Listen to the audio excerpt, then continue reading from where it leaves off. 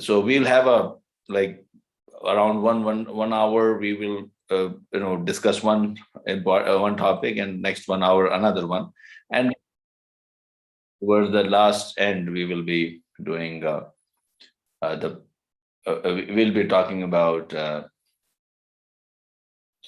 how to implement the Lean and Six Sigma in the organization.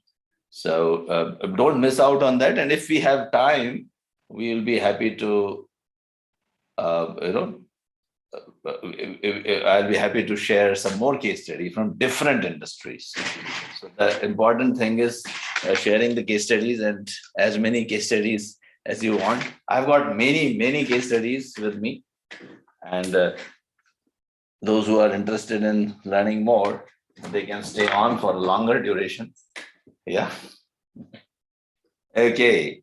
Okay, now let me just do one more poll, and one more poll is about, if you can just tell me which department you belong to. So that will give me, so as I'm preparing myself, I'm just preparing the agenda depending on what the way you answered.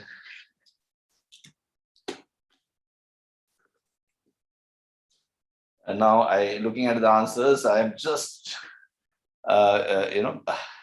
making my agenda, and yes. Okay. So just give me one.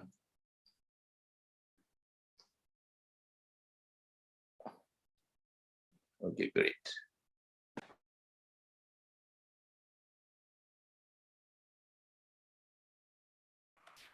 I hope you're.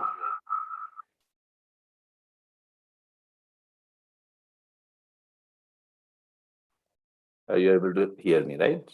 Clearly? Yeah. Okay. So thanks for participating in the second poll, and I can see that again, people are from operations. Most of you are from operations, but that's 25%. And then we have got people from supply chain as well, finance and procurement. Please wait towards the end. I will, I'll show you some case studies from finance and bank also. IT also have got some case studies, but that will be towards the last half an hour. So you please stay for 2.5 hours, and you'll get towards the end. You'll get a lot of case studies. Okay, thanks a lot for participating in the poll, and I'm just ending the poll. And yeah, welcome to the training program. So as I was telling that in this program we are going to talk about some of the very basic tools and techniques which a green belt and black belt uses. As a yellow belt, you should be aware of those tools and techniques. You don't have to really master them. You don't have to be able to use them, but you should be aware of those tools and techniques. As a yellow belt, you can help a green belt and black belt. Now, who are these green belts and black belts? I'll be talking, and I'll telling you about all these terms.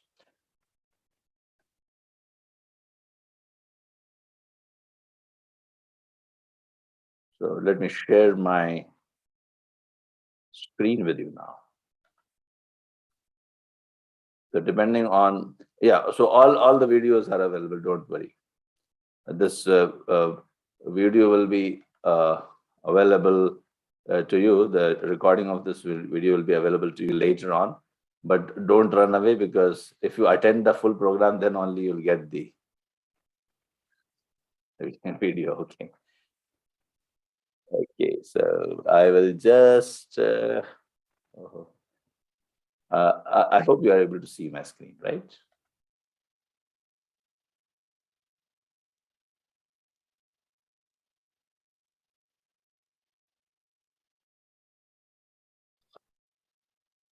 Oh, not yet. Okay, just give me 1 minute. What's happening? Okay. Okay, great. Yeah, so formal welcome to all of you. And what is yellow belt? Let us talk about that. And the agenda which I just prepared as you were answering the poll, There was a purpose, right, for making you answer the questions. So I just created this Lean Six Sigma benefits. We'll be talking about, of course, after introducing myself and the company. Then we'll do a project. We'll do a project together, and we'll learn the tools and techniques as we do the project. I'll choose a very simple process, of, let's say, time taken to recruit an employee. How would you, reduce that time? So that, based on, we will try to, uh, we will try to imagine that an organization takes a lot of time to recruit an employee, and we will do a Lean Six Sigma project, how a green belt would do a Lean Six Sigma project. And as we see how we would do that, we will learn some tools and techniques. Then we will learn some basic statistics. Why basic statistics? Because if you want to understand DMAIC really well, you have to know some basic statistics. So we learn some basic statistics also. But that is a little bit, I would say, I wouldn't say it is very difficult, but it is a little difficult part. So don't run away. The remaining part is very easy. So I'm going to touch upon the toughest part, the most difficult part, which we teach in Greenbelt, and I'll be teaching you today. Okay, because you should also gain something, right, today from today's training. So at least you should be able to understand, or you should be able to measure anything. You should be able to create your KPIs in your organization. So that's what something you can be taking home today, apart from, of course, learning lots of tools. A green belt typically learns 100 tools, and as a yellow belt, I'm going to expose you to around 35 to 40 tools in the next 2.5 hours. We'll see some applications in the industries, and of course, after that, we'll have some discussions. Okay, so let us introduce yourself to the company. And just to tell you, formal welcome to everyone. Hi, I'm Amitabh Saxena, and thanks for joining our courses Anexas. I'll be taking you through the green belt topics and the black belt topics day by day, hour by hour, and also share my experience. So this is typically how I, welcome my people. Remembering those days, remembering those days of green belt and black belt training programs in the classrooms. We had clicked some videos. Now, when you join our green belts and black belt training programs, you get a lot of content. First of all, live session, the way I'm doing it. Of course, today, because we have got hundreds of people who are present in this classroom, I will not give you access to see what others are writing, because I can see what you're writing, but I may not be able to respond to everyone. I'll try to see some of the things written in the chat box, because there are more than 500 people who are participating in this program. But when we do a training program in green belt and black belt, we have got a restricted class of 25 people, and you can interact, you can write, and we have a one-on-one interaction most of the time. So when you are going to learn today, the way it is structured is, and also I was talking about the content. So one is like live training, another is a lot of video content we give it to you. Now, many of those videos are already available on our YouTube channel, so you can always have a look at them. You can subscribe to our YouTube channel, and you will get you'll get to learn lots of tools and techniques. But these are independent tools and techniques, and if you want, you can even learn from them. You can apply them right away and get some benefits out of these tools and techniques. And plus, we also give you access to the whole content throughout your life. So there are some things which I just wanted to tell you. Okay, so as more and more people are joining in, just to tell you that you have not missed out on anything. And I will just now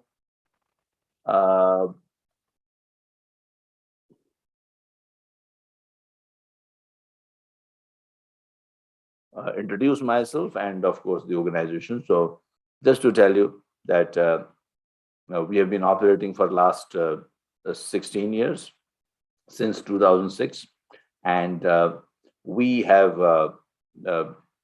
trained more than 150,000 people, and personally, I have contributed a lot. Means most of the trainings have been done by me, or I have been involved in them. The whole content is developed by me.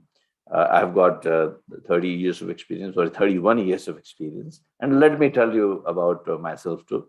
Uh, I am a chemical engineer. If I go back 30 years ago, I graduated in 1990 as a chemical engineer, did my MBA finance. I used to work for 12 hours per day. I used to earn $50 per month, and that was the kind of salaries we used to get those days. And yeah, of course, I'm an amateur poet. Also, I've published some books as well. I write in Hindi, Urdu, and in English as well. And I was hardworking, but what happened? You know, one day in the organization, it was announced that some of the people, the top 10 people, the top 10 performers in the organizations, they will be sent for a training. They will be trained as black belts, and they will be doing some projects. And after they do the projects, these projects will have very positive impact on the organization. And I thought that I would be those, I would be among these top 10 people, but unfortunately, the organization did not think so. And I was not nominated for the training. But the good thing, what I saw was that once these black belts got trained and they completed the project, they were highly, uh, these people were, uh, uh, these people were, uh, uh, you know, they were suddenly they got a hero status. That one black belt would say, I saved $100,000. Another black belt would say that I've saved $500,000. And in fact, they did that. So I thought that I would also, I would myself, actually I waited for the uh, next batch. I thought like next batch I'll be nominated, but unfortunately that next batch never happened. So I thought of doing it myself, and I invested around some good money, $10,000 to $15,000, and I became a black belt and even a master black belt, and I did projects, and I also got the same great treatment from my organization. So I was surprised that how this one particular certification can really jumpstart your career, or even like take your career to greater heights. Just few weeks of training, and then you are like you become someone else. So as I said before you, today I'm a master black belt, PMP CPHQ, 31 years of experience, consulted more than 200 organizations, including Fortune 100 companies and Fortune 500 companies. Many of the organizations I've consulted.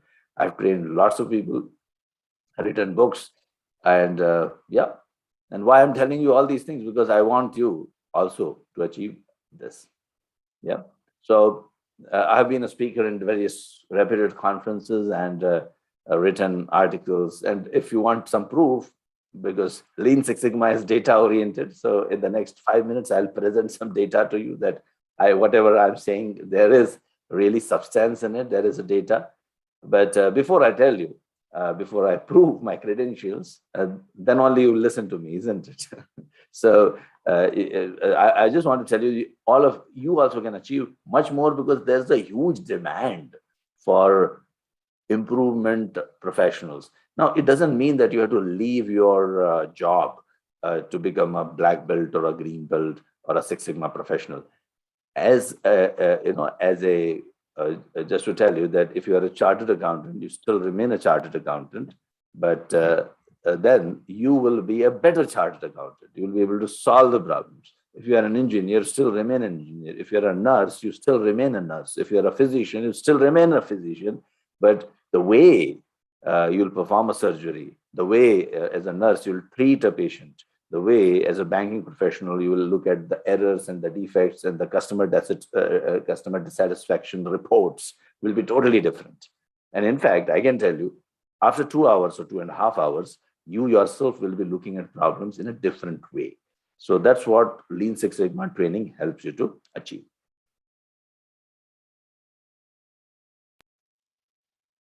Yeah, as I was telling you, and as still more people are joining in, let me continue with my 2-3 minutes of introduction. I have done training programs worldwide. These are some photographs: London training, Mumbai, Bangalore. I always take pride in telling you that the first ever Lean Six Sigma Black Belt training program in whole of Middle East was conducted by me, and this was incidentally, it was for a hospital, and we had people from various hospitals who attended this training. And Novartis, this is the Switzerland training, worldwide, different organizations we have done. This is China, this is Copenhagen. More than all the top 5 companies in Denmark, they are our clients. Europe, many clients. US, many clients. Won a lot of awards around the world from various reputed institutes, and also appeared on TV. I'm Shekhar Suman, and I wish to congratulate all the Six Sigma certified black belt from Anexas. All the best. Thank you. So if you are from India, you might know this gentleman. He's a Bollywood hero, used to be Bollywood hero. Now he's 70-year-old, so now he's become a TV host. Doesn't look like that, isn't it? Okay, anyway. So I'm younger to him. I'm 53. He's 70. Anyway. Okay, and I've spoken in various conferences. So this is American Society of Quality. On 21st of May 2019, I'm going to speak in American Society of Quality's World Conference in Fort Worth, Texas. I'm going to talk about how one of the fields in artificial intelligence, robotic process automation or RPA, can be used to support process improvement initiatives along with Lean and Six Sigma. We will see how this combination leads to improved productivity, improved quality, and reduced costs. Using a case study from a bank, I will share a roadmap to leverage the capabilities of existing quality programs. Yes, that was even railways. They are our. It's an honor to have railways as our client. Anexas को बड़ी खुशी है कि हमारे पास Bharat Petroleum and Rashtra Chemicals and Fertilizers. And one good thing, let me tell you, one thing I would like to share before I move on to our tools and techniques, that whenever you are implementing Lean and Six Sigma, that's what I have found. We don't just train the senior management. Of course, senior management training is essential and important. Even management training is essential. But the real benefits which you get is by involving everyone. So this is just a quick video just to tell you that in one of this is a manufacturing company in Jeddah in Saudi Arabia, and there we actually trained even the operators and blue-collared workers, and they really made a huge difference. In fact, we came to realize that we were able to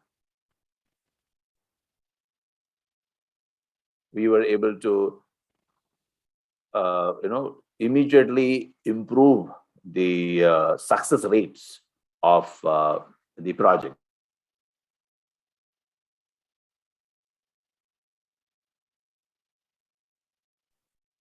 So that is something which this video is going to prove. Yeah.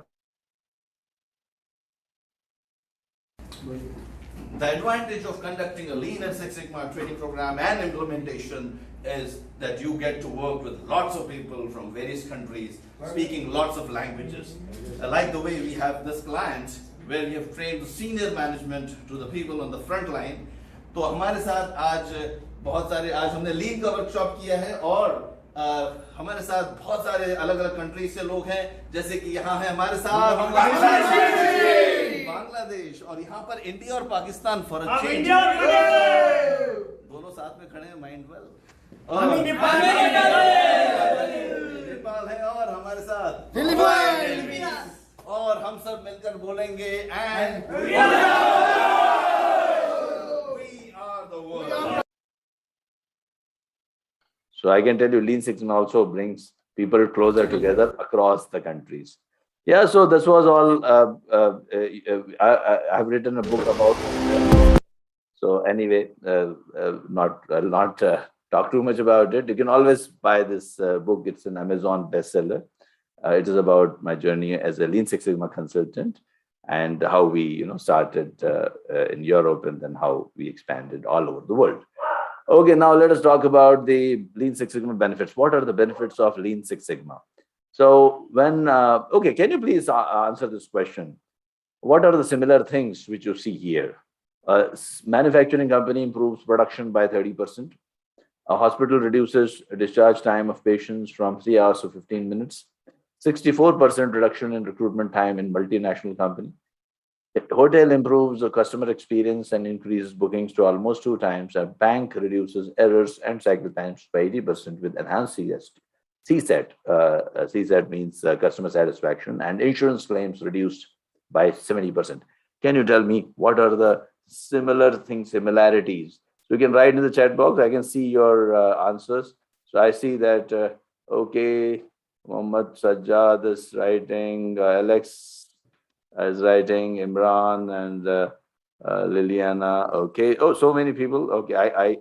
Okay. So many responses. Almost everyone is saying reducing weight, turnaround time, improvement in organization, improvement.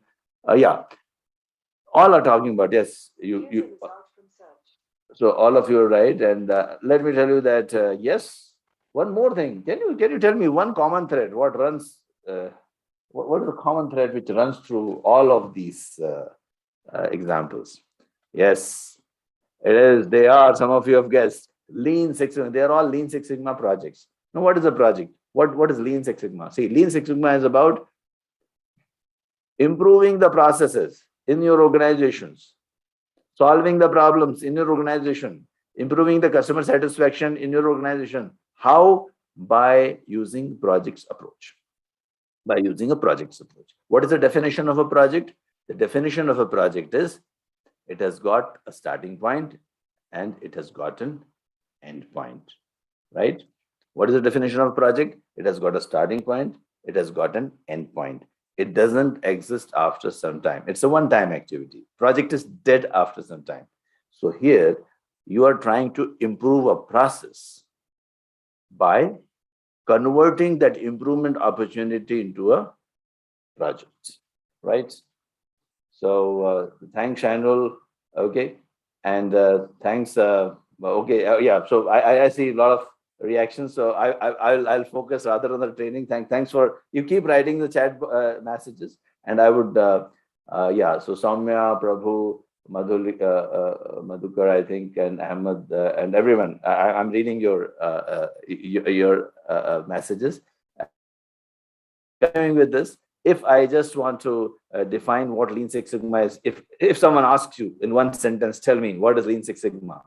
Okay, Lean Six Sigma. What is Lean Six Sigma? It is about improving the processes in the organization. Okay, I'll tell you a detailed answer also, but I'm just giving you a one sentence answer. It is about improving everything in your organization, which the customers want. Customers may be your external customer and your internal customers as well. Even senior management is your consultant. Sorry, in your even senior management is your customer. So improving everything in your organization from customer's perspective by converting the improvement opportunity into a project. Now, project is a one-time activity. Process is a continuous activity. Your organization is a set of processes, right? When you join an organization, you are told this is a standard operating procedure. These are the step number 1, 2, 3, 4. These are your KPIs. You know, when you join an organization, they tell you that. And when you follow these standard operating procedures, SOPs, the processes, you deliver a result which is which the customer likes. If you follow the process, you get a good output. This output goes to the customer. When you are performing in a day-to-day operation, we are talking about processes.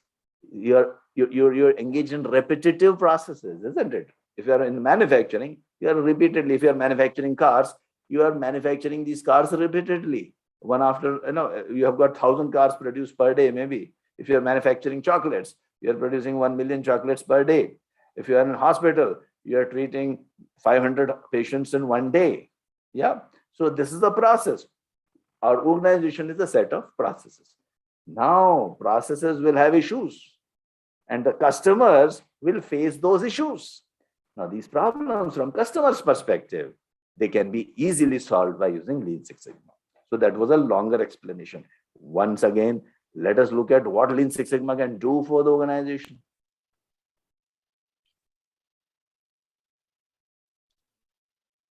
Of course, we have done it for many organizations. I'm not going to talk about, or maybe I'll talk about towards the end. I'll show you some good case studies, from various organizations. Cost reduce, it will reduce. Lean Six Sigma can reduce the cost, defects, waste, rework, cycle time, improve the quality, production efficiency, productivity, customer satisfaction. Now, which CEO will not like a person who can achieve all these things? The CEO, the manager will love such person who can do all these things. And these people are the green belts and black belts and master black belts. And that is what Lean Six Sigma is capable of achieving. Now let us talk about history of Lean Six Sigma, how it started. So let us understand a little bit of history, and then it will help us to understand how Lean Six Sigma progressed. And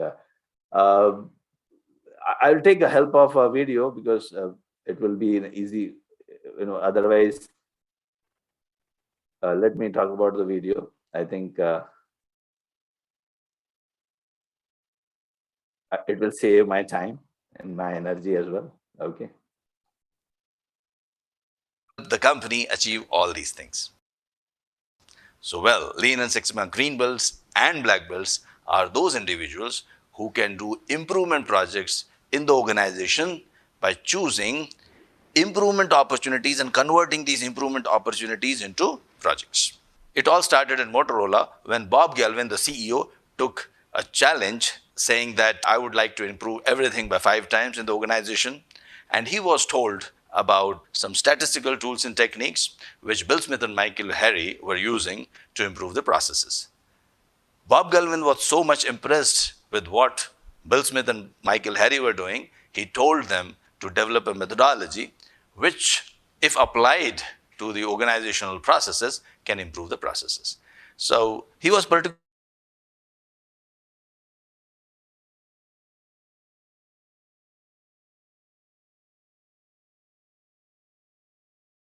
after some time. So Bill Smith and Michael Harry would translate the improvement opportunities in the organization to projects, and applying tools and techniques of statistics, they would find the root causes of the problem, and then after solving the root causes of the problem would impact the organizational bottom line.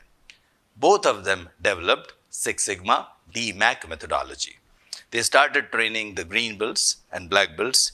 Green belts and black belts were the people who could fight all the quality related problems in the organizations. Six Sigma brought in a lot of benefits for Motorola, and it also won Malcolm Baldrige Award in 1988. Jack Welch of GE was so much impressed with this methodology that he told his employees that you would not be promoted if you are not a green belt. So everyone wanted to be a green belt, everyone started doing projects. Then GE started telling their vendors and suppliers that if you want to have business from GE, you need to implement Six Sigma. So vendors also started asking what is Six Sigma, and GE would say that we will send our master black belts and train you in this methodology. So in this manner, Lean Six Sigma spread out around the world, and today almost 80% of the Fortune 100 companies and many, many more companies. Okay, so I think, yeah, so just as I was telling, that many more companies in the world, they, got into Lean Six Sigma. Lean started in Toyota. In Toyota, there's a big story around that. I will not be covering that part in Yellow Belt session, but in brief, I can say that, Mr. Taichi Ohno, one engineer from Japan, he went to US and he wanted to learn from Ford Manufacturing Company the best productivity lessons, but he was more impressed with the supermarkets of the US. And he said that I will apply the way supermarkets operate, the end to end, the whole supply chain operates just in time. I will apply these techniques to car manufacturing. And they did that, and they reduced the car manufacturing times. They reduced the car manufacturing time drastically, and they captured the whole market. They became number one company. Toyota became the number one company in US, not only in US but also around the world. So that was a brief history of Toyota. Now let me talk about in brief what is Lean and what is Six Sigma. Okay. Now, when we are talking about, so first I will tell you very, very briefly, in 3 sentences, what is Lean, and 3 sentences, what is Six Sigma. And of course, in the next 2 hours, I'm going to explain to you what are the tools and techniques and how you implement those tools and techniques in the organizations. Okay, so I hope you are seeing my screen. Okay, great. Now, what is Six Sigma? What is Lean and Six Sigma? So, as many of you have told that this is about process efficiency, yes, you are right. Lean is about, now, the 3 sentences about Lean. Now, sometimes interview questions, you claim to be an yellow belt, then you should tell me what is Lean Six Sigma. Okay, so 3 sentences. Lean is about mapping the process as is. As is means as is, right? Not what it should be. Mapping the process as is, identifying the waste in the process, and reducing the wastes, reducing the errors by using some mistake proofing techniques, and making the customers happy. That is about Lean. Very short, simple definition. What is Six Sigma? Six Sigma is about reducing the variation in your products and services. Products or service, or product and service. Some organizations are into products, some organizations are into services, some organizations are producing both products and services. So reducing the variation in your products and services so that the customer is able to predict about you. The customer is able to tell, yes, you are capable. If I buy from this company, if I go to this hospital, if I go to this insurance company, if I go to this bank, if I buy a product from this, if I buy a chocolate from this particular company, if I go to this restaurant, I am assured of excellent service because there is no variation in the product or the service. That is about Six Sigma. Now, let me explain. It is not so easy, isn't it? It's not so easy. That was a simple definition. Now, let us explain. What do we mean by Lean? So, when I say mapping the process has to happen by doing Gemba investigation. Gemba investigation means what? Go to the field. Go where the action is. Okay? Gemba is a Japanese word. It tells you, don't sit on your desk and try to imagine the way things are happening. Go where the action is. Go to the place of action. The place of action is known as Gemba. So do a Gemba investigation, look around. Take a pen and pencil or paper in hand and then, draw the picture. See what's happening in the process. There are a lot of things happening in the process which you're not aware of. And then identify the waste in the process. So we say there are traditionally 7 to 8 wastes in a process. These 8 wastes, they're briefly listed because this is a yellow belt training. I'll not go into the details, but very briefly I'll tell you that they are about overproduction, waiting, transportation, overprocessing, inventory, rework, underutilized resources. Okay, so overproduction means producing more than required. It leads to inventory. Waiting, everyone knows. I'm waiting for the approval. It is wasting time. First of all, when you are talking about waste, the definition of waste is from customer's perspective. From customer's perspective, and there are 3 ways. First of all, okay, let me speak a little bit about it. Although I've got beautiful slides about these things, but I'll not rather, go into those details and make it a totally technical session. By the way, it is technical session as well. After half an hour, or not even half an hour, I think 20 minutes now, if I look at the call, 20 minutes, you'll be subjected to some statistics. You'll be learning some statistics. You have to, if you want to become a yellow belt or a green belt and black belt, you have to learn statistics. It is about data analytics. But the data analytics has been made very simple nowadays. It's all automated. It's all few clicks. Don't have to struggle too much. You will see that. So we'll demonstrate that to you. So coming back now, overproduction, traveling, approval, rework, anything starting with re is a waste. So how do you define waste? First, you have to identify the value for the customer. The first thing, first, of course, you have to identify your customer, who's your customer. And then you have to think from perspective of the customer perceives what as the value. Now you're delivering some value to the customer, isn't it? Like right now, you are my customer. You're listening to me. And what is the value? Value is you're trying to gain some information, knowledge about tools and techniques. You want to know about Lean Six Sigma. So here, it's like the value is the download of information from my brain to your brain, isn't it? That's what you are, that's the intention of this session. So the value you are looking is knowledge about Lean Six Sigma. Now, how you deliver it, there's a process I'm following to deliver that value. Now, there are so many things I'm doing. Each step, if it is with delivering value, that means it is value added. If it is not, suppose I make you wait. I don't know. It may happen if there's an internet connection problem and suddenly there's a waiting time. It becomes a waste, isn't it? That becomes a wasteful process.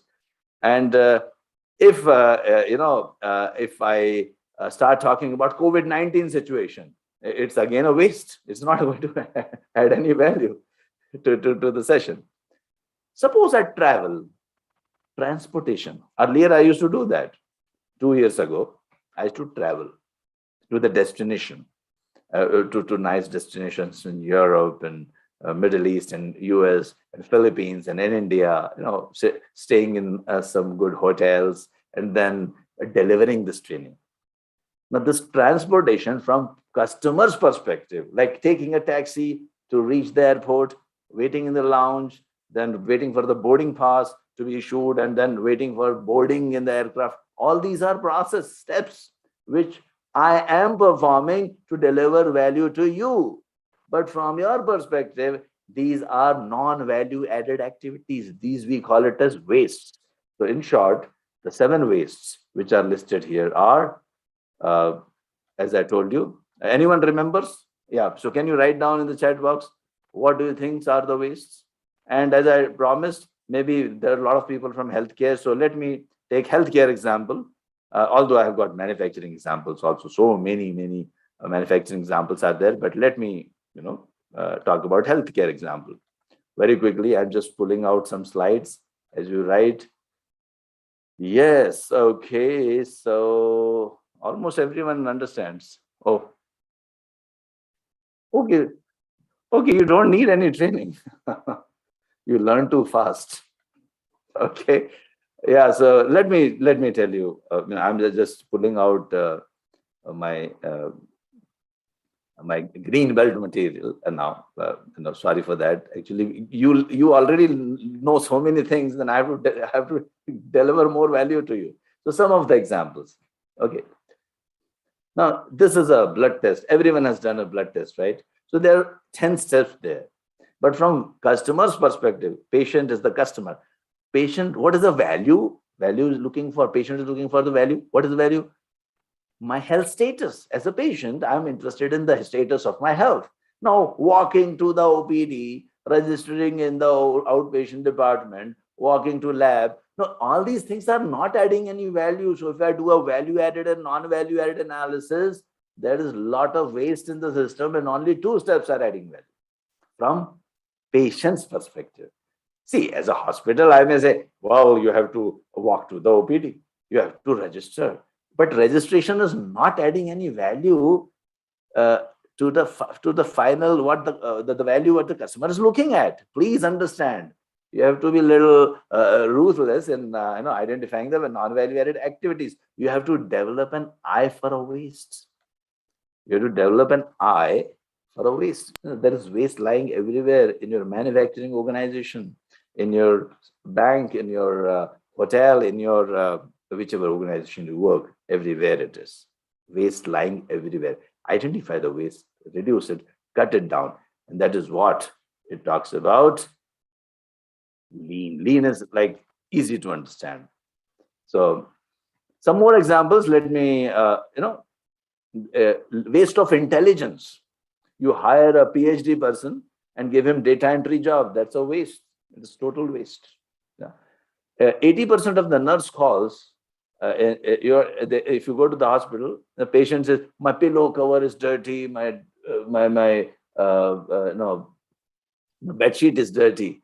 No, nurse is handling all these things, but this is waste of intelligence of the nurse, because nurse is there to give you medicine, to take care of you.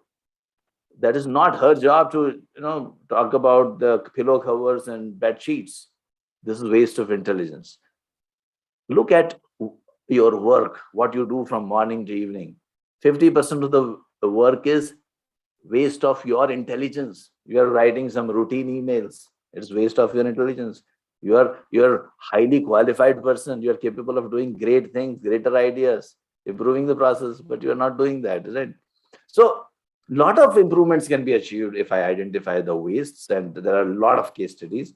So I'm just beginning with hospital. I'll show you manufacturing. I'll take example from a simple process also. So these are some of the things which the hospital was able to achieve by reducing the approval signatures. So ultimately, every organization, they want to create value.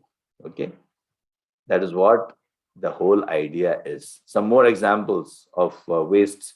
Everyone has gone to the hospital, so I'm starting with hospital example. So unnecessary waiting, unnecessary transportation, unnecessary stocks production, person who's sitting and doing nothing, not giving the job to the person. Okay. uh, Cost of 5-minute MD walk. If a surgeon is waiting for the operation theater to get ready, it's waste of his intelligence. Okay. Yeah, walk to elevator, all these things. Simple walk of motion, transportation, these are all waste happening in every organization. And we are in manufacturing also, there's a lot of waste. I've got beautiful videos which are already in our Anexas Europe, the YouTube channel. You can have a look at them, and I've given a detailed overview of what different types of waste are. Okay, so this is just I wanted to talk about. So coming back to our 7 wastes, and I hope you understood the importance of waste and why you should be learning about waste. Because if you don't know, so first of all, if you think everything is value added, you will not change. See, most of your processes which have been designed, they were designed 10 years ago, 20 years ago, sometimes 30 years ago. No one had any time to have a relook at those processes. These processes are designed 30 years ago. Those processes which are designed 30 years ago, they don't know that you have an email. You'd be surprised to know a process designed 5 years ago doesn't know you have a WhatsApp, and still you have fax machines. One of the big wastes is fax machines. You have fax numbers, fax machines. Many organizations, they still have fax machine. In today's world, when any document can be transferred within seconds to any person in the world, still you have fax machines. It's a big waste. And not only that, you have annual maintenance contract being given by the procurement team, and they take 20 days to get that procurement done to different vendors. Now, all these things, these are all waste. Anything not required by the organization, they are all waste. And that is with Lean. Six Sigma. Now, it will take a little time to discuss about Six Sigma. So I was talking about Six Sigma means reduction of waste, reduction of variation. And let me also tell you that it doesn't mean that Lean doesn't talk about variation. It also talks about variation, but it emphasizes. This is a yellow belt training, so I'm being very, very basic in my explanation. The things are not so simple, but most of you are getting introduced to the concept of Lean and Six Sigma. That is why I'm starting from ground zero. I'm assuming that you don't have any background about any of the improvement tools. Okay, those who have got, maybe first 1 hour they may feel a little, they may feel that this is too basic training, but you have to think about most of the people. And most of the people are attending this training or any improvement training or process excellence training for the first time. So I'll be starting with ground zero. But that doesn't mean that others who already know the stuff, they would not learn from this. You will learn a lot of things. Like you will learn about control charts. You will learn about what is a common cause and special cause variation. You will not learn about what are control limits, how they are different from specification limits. So let me go into that area as well. So coming back to Six Sigma is about reducing the variation in your process. So let me give some 2-3 examples from different types of industries. One can be manufacturing and one can be some service industry. Now, when I'm looking at manufacturing industries means, let us take example of a car. Now you go to a car showroom and the showroom manager tells you that this car, the brake is a little better. Another car, the headlights are a little of good quality. The third car, the cushions are really nice. You'll not like such a company, isn't it? You say every car should be perfect. I'm here to only choose the color of the car. I've already decided about the model.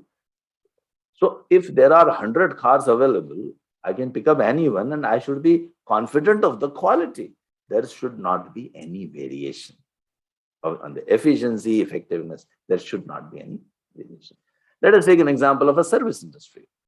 Let us say your some equipment is not working at your home. Some appliance is not working, or let's say your tap is not working. Let's say there is some issue about think of any an item, equipment which is not working in your in your home, and you call the company which so that you would like to repair that particular item. And this company, let's take an example of two companies. Let's take an example of one company is A and one company is B. A company A you call, and they say, oh, well, yeah, we understand your problem, and our person will come. So let's say today, we have Sunday today. So he'll say, well, the person will come by Thursday or Friday between 9 a.m. to 5 a.m. and he will repair this particular item. You will wait for this person on Thursday as well as Friday, and he does come and he repairs it. And another company is there which says, well, our person will come tomorrow between 10:30 to 10:45. And this person actually comes between 10:30 to 10:45. And within 15 minutes, he gets the things done. And second time also, when you call such a company, again, they give you a committed time and they act according to what they have committed. This is a consistent company. There is no variation in the services of such a company. You give it to an insurance company, they say, within 2 days, we will process your insurance. And they really do it within 2 days. Consistent company. But another company sometimes takes 4 days, sometimes takes 6-7 days, sometimes takes 8 days, 9 days, 20 days. Not consistent. Lot of variation. Let's take an example of a restaurant. Let's take an example of McDonald's. When you go to McDonald's, you go to either New York or Mumbai or Dubai or Karachi or Manila, anywhere, Copenhagen, London. You get almost same kind of service. The people may be different. The process is not dependent on people. The product, the service is not dependent on people. It is dependent on the system. It is dependent on the processes. McDonald's has developed a set of processes, developed a system. They are able to consistently produce. And if there is a variation, they are able to act on it. Variation, reduction, reducing variation gives confidence to the customers. That's the main goal of Six Sigma. I hope you understood the basics of what is lean and what is Six Sigma. Now let us understand more. Yeah, if you have understood. Okay, by the way, let me take an example for let's say chocolate manufacturing company. Now there are, say, whenever we talk about customers, customer will always give you a specification limit. Let's say there is a chocolate company and it tells you that please give me, or let's say customer asks this chocolate company that no, your chocolate should be between, the weight of the chocolate should be 100 plus minus 5 grams. We call this as specification limit. What do we call this as? Specification limit, also known as voice of customer. I repeat, voice of customer. Customer is giving you a specification, also known as SL, specification limits. So what will be the specification limits of the weight of this chocolate? Can you tell me? Can you write in the chat box? Let's see who gives the right answer first. Let us see who gives the right answer. Fastest fingers first. Yes, come on. What is the specification limits? Yes, 95 to 105. And Pranav, yes. बहुत बहुत बधाई हो प्रणव जी आपको, आप जीतते हैं 10,000 रुपए. And this is all virtual money, by the way, right? Don't expect the money. Okay, so 95 is 95 and 105. Yes, 95 and 105 are the specification limit. This one is voice of customer. Now there is voice of process also. The manufacturing process is this company doesn't listen to the customer. It has got its own voice, because the way you have trained your engineers, the operators, the kind of equipment and machines you have installed, the kind of policies, procedures you follow, the kind of recruitment policies you have, the kind of HR policies you have, the kind of IT systems you have, all these collectively are not producing between 100 plus minus 5. They are producing between how much? Let us say 90 to 110. So whenever you are going beyond the customer specification limit, customer is not happy. So if you tell that chocolate is 100 grams and you give 90 grams to the customer is not happy. Now you will say that, well, if you give him 110, he will be happy. No. There is another customer, the senior management. I told you, senior management, your stakeholders, shareholders, they are also your customers. They won't be happy. If you give more chocolates, you're losing money, right? Your company is losing money. No one is happy. Whenever you deviate, no one is happy. So your deviation should be as low as possible. Now, when we talk about chocolates, you may feel, well, 105, 10, it's okay, fine. What's a great deal about it? But when you're talking about an automotive component, when you're talking about a component used in the aircraft in which you are going to fly, and if there is too much of variation in the screws and nut bolts in your aircraft, you would not like it, isn't it? There shouldn't be any variation, as less as possible. Reduction of variation is very, very important. Now, yellow belt, green belts, black belts, and master black belts, these are the people who are able to reduce those variations, reduce those wastes. They're taught these tools and techniques. So structured way of teaching the tools and techniques. In the yellow belt, I'm not following a very stringent structure. Yeah, there's no syllabus as such. There is a syllabus, of course. There is a set of tools I am going to teach you. But when you learn as a green belt and black belt, there's a stringent, there is a structured, set of tools and techniques which you really need to learn. Okay, yellow belts are the people who are exposed to these tools and techniques. The way I'm exposing you to. I did not tell you how to identify the transportation waste. I did not tell you how would you establish a relationship between your problems and the inputs. By the way, I'm going to tell you, but till now I have not told you. Yellow belts, they understand what green belts, black belts, and master black belts are capable of, and they can assist them. Green belts and black belts are the people who can do the improvement projects. They have not only learned the tools, but they have also practiced those tools in the classroom through a case study, and if possible, by a real project, by doing a real project in their organizations. When you join our green belt and black belt training programs, we give you a real project. Of course, real project in the sense it will become a virtual project because you're doing this project from your home. But the project is real. We have got many clients Of course, we'll never reveal the name of the client, but we have captured the data. And these real projects, according to your industry, you are from hospital, I'll give you a hospital case study. You are from procurement, then I will give you procurement case study. If you are HR, then I'll give you recruitment case study. Different case studies are given to you, and you have to actually apply these tools and techniques. When you learn, when I'm teaching you, you have to. When I teach you CPHQ, I will tell you now. Please make a CPHQ of your process, so you get the real life experience and you learn better. That is a green belt. Green belt know around 100 tools. Black belt know around 100, like 50 more tools. So around 150 tools. And master black belts are capable of training, conducting training. They are capable of rolling out Lean Six Sigma in the organizations, different organizations. That's what green belts, black belts, and master black belts are. That's capable of.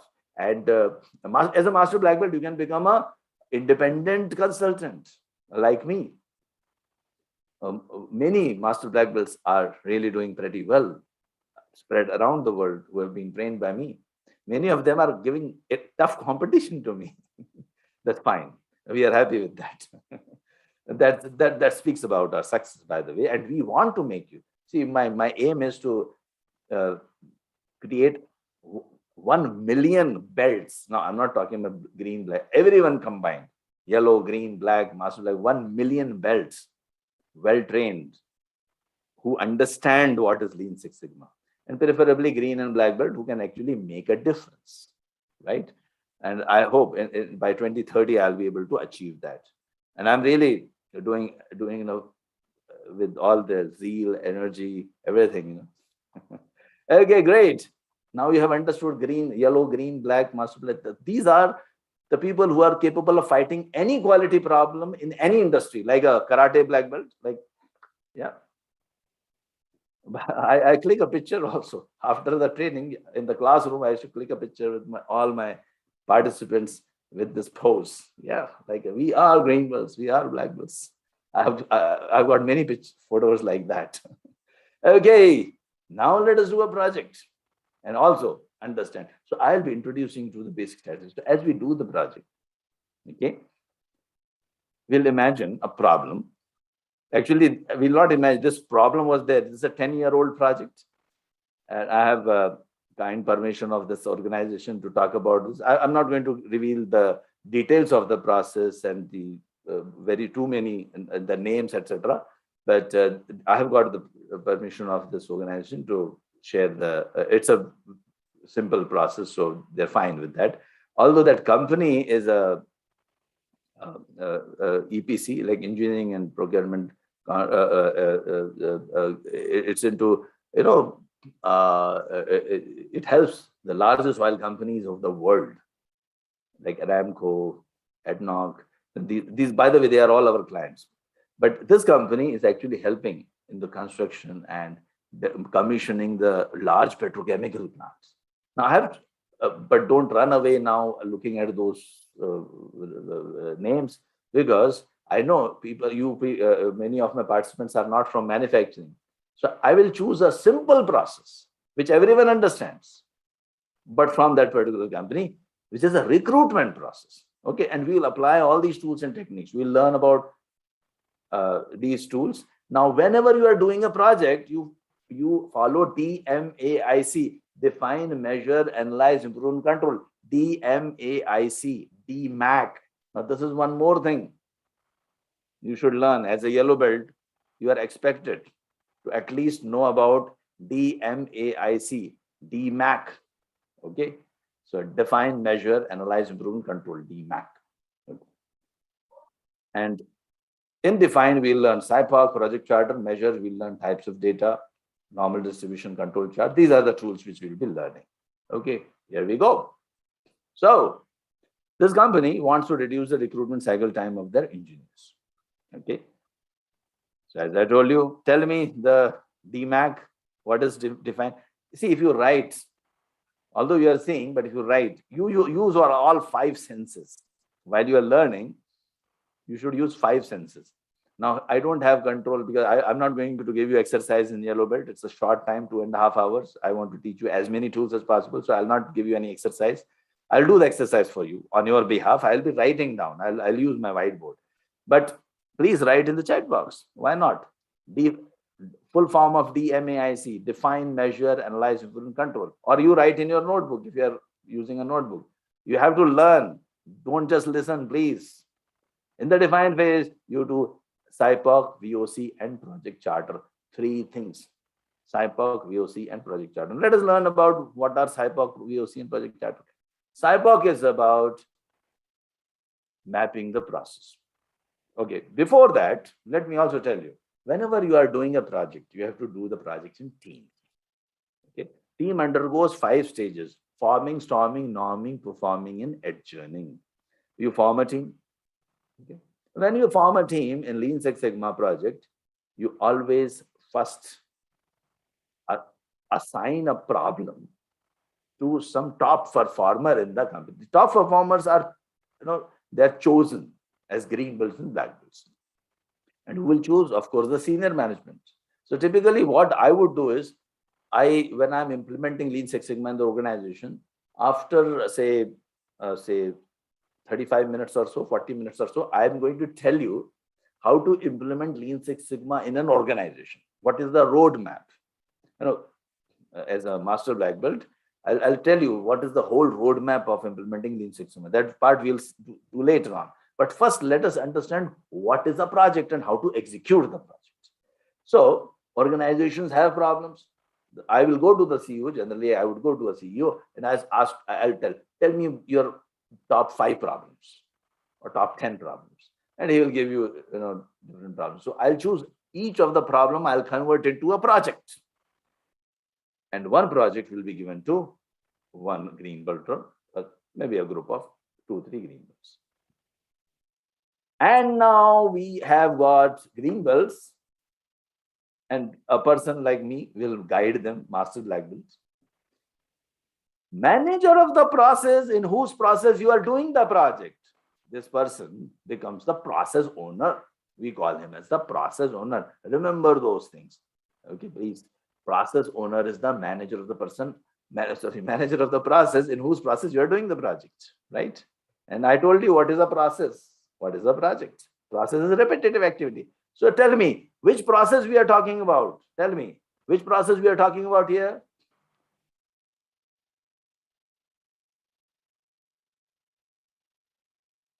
Recruitment process. Yes, you are right. Absolutely. So this is the recruitment process. And the problem is in the recruitment process, right? So first thing I will do SIPOC. Dr. Deming said 85% of the problems are in the 85% of the problems are in the processes, not in the people. So focus on the processes. Don't blame the people. Don't think that changing the people will change your output or change or reduce your problems. If there are errors, defects, delays in your process, change the process. It's easier to change the process rather than changing the people. So SIPOC. What is SIPOC? Start with customers. Now I have described SIPOC in a detailed way. And by the way, we also prepare you for interviews, okay, during my green belt sessions. So people ask, do you also help us in getting jobs? Now, instead of giving you the fish, we'll teach you how to fish. So we prepare you for the interview. For example, my team can send, because there is no time to show that video. So my team can send that link to the video. You can watch that later on. I have explained SIPOC, and I have also explained with the interview question. They will ask, okay, tell me about SIPOC. What is SIPOC? So what answer, ideal answer you should be giving? That is also very clearly explained in that video. So my team will send a link right now, and you watch that little later. Right now, very briefly, you understand what is SIPOC. Whenever you are doing a SIPOC, start from right to left. So you have a customer. So customers are the departments. What is the output of the process? So we are talking about the recruitment process. What is the output of the process? Recruit an employee, right? When you are manufacturing cars, the output of the process is car, right? When you are manufacturing chocolates, the output of the process is, yes, chocolate.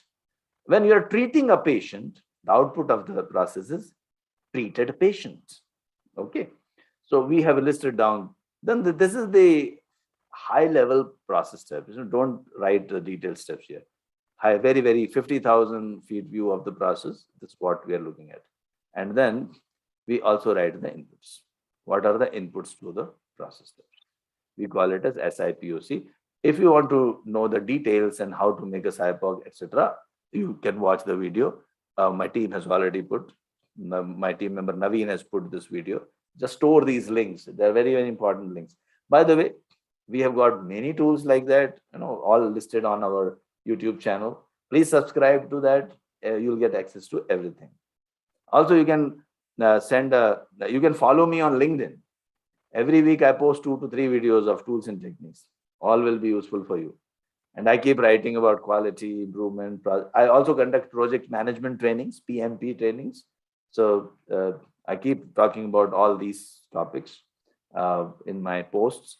So your choice. You can even follow me on LinkedIn, subscribe to YouTube channel. You'll learn a lot.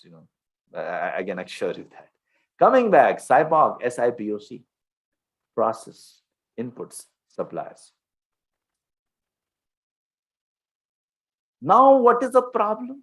See, every organization will have processes, and you yourself are part of a process. You may be somewhere here, wherever, but you are part of a process. This is not a systems map. System. You're talking about the whole organization, how it is operating as a system. You're a supplier, input, process, output, customer. Right to left. Why? Because it's easy to make a SIPOC from right to left. That is why sometimes they call it a scopus also. Now I will go and collect the voice of customer. Voice of customer, Mr. Customer, Mr. Department Managers, how do you feel about my output? And then they will say, well, you are taking too much time, you're delaying, etc. There are a lot of voices of customers. There are various ways of collecting voice of customers. I'll not go into the details of that. We have got excellent videos about that as well. By the way, the interview question which I was talking about is this. I'm not going to play the whole video. About the Lean and Six Sigma interview questions. Let me talk about SIPOC.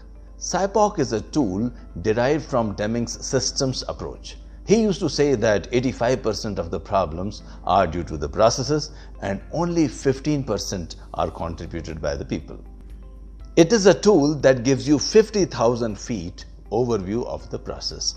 If you give me only one page to give maximum information about the process, then I would use a SIPOC.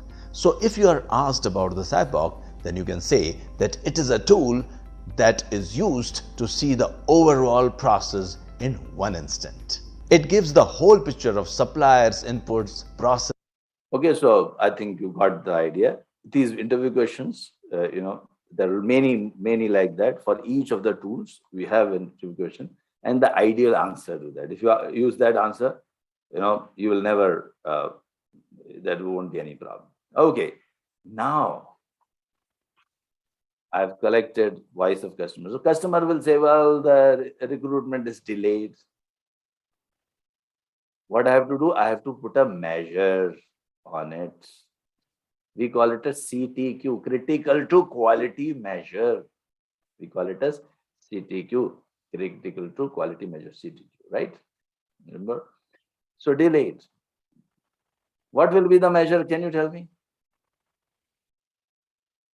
One can be recruitment time. Okay. And there are many ways of collecting the voice of customer. Join our trainings as okay. Just a minute. How to?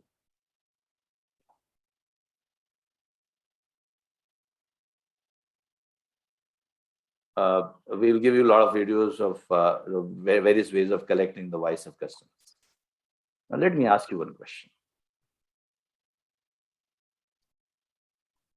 When we talk about data, like I was talking about voice of customer, I collect, this is the output. I have to collect the data, voice of customer. When we talk about data, there are many reactions. People don't like it. First of all, they say, okay, you're talking about voice of customer to be converted into measure. You have to collect the data. You don't have to collect too many samples. 30, 40, 50 samples are good enough. But when we talk about data, people have different reactions. Oh, I don't collect data, or we have too much of data, or analysis is too complicated.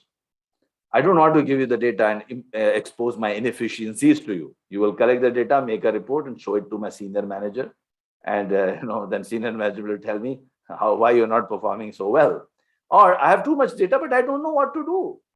I've got thousands and thousands of samples, every day, but I'm sitting on the data. I don't know what to do. Or analysis is too complicated. I'm not a statistician. I am not a mathematics guy. But all your excuses are gone. No excuses anymore, please, because now you are a yellow belt. Okay, you can measure everything. But by the way, can you measure everything? Okay, first of all, let me ask you a question. Do you agree with the statement? Some things cannot be measured, something can be measured. Do you agree with this? Do you agree with this? So a lot of people are saying, oh, most of you are saying agree, okay. Oh, sorry to tell you. Please remember these 3 rules. You can't improve if you cannot measure. Second rule is you can measure everything. Third rule is if you think something cannot be measured, probably it is attribute data. Well, actually, jokingly, I can tell you that rule number 3 is if you think something cannot be measured, go back to rule number 2. Okay. That means, yeah, did you understand? If you think something cannot be measured, go back to rule number 2. That means everything can be measured. Now, how? You'll ask me how. You can use continuous or attribute data. Either you can use continuous data or you can use attribute data. So let me explain to you what is continuous data and what is attribute data. Okay. If you allow me, so that will save my little time so I can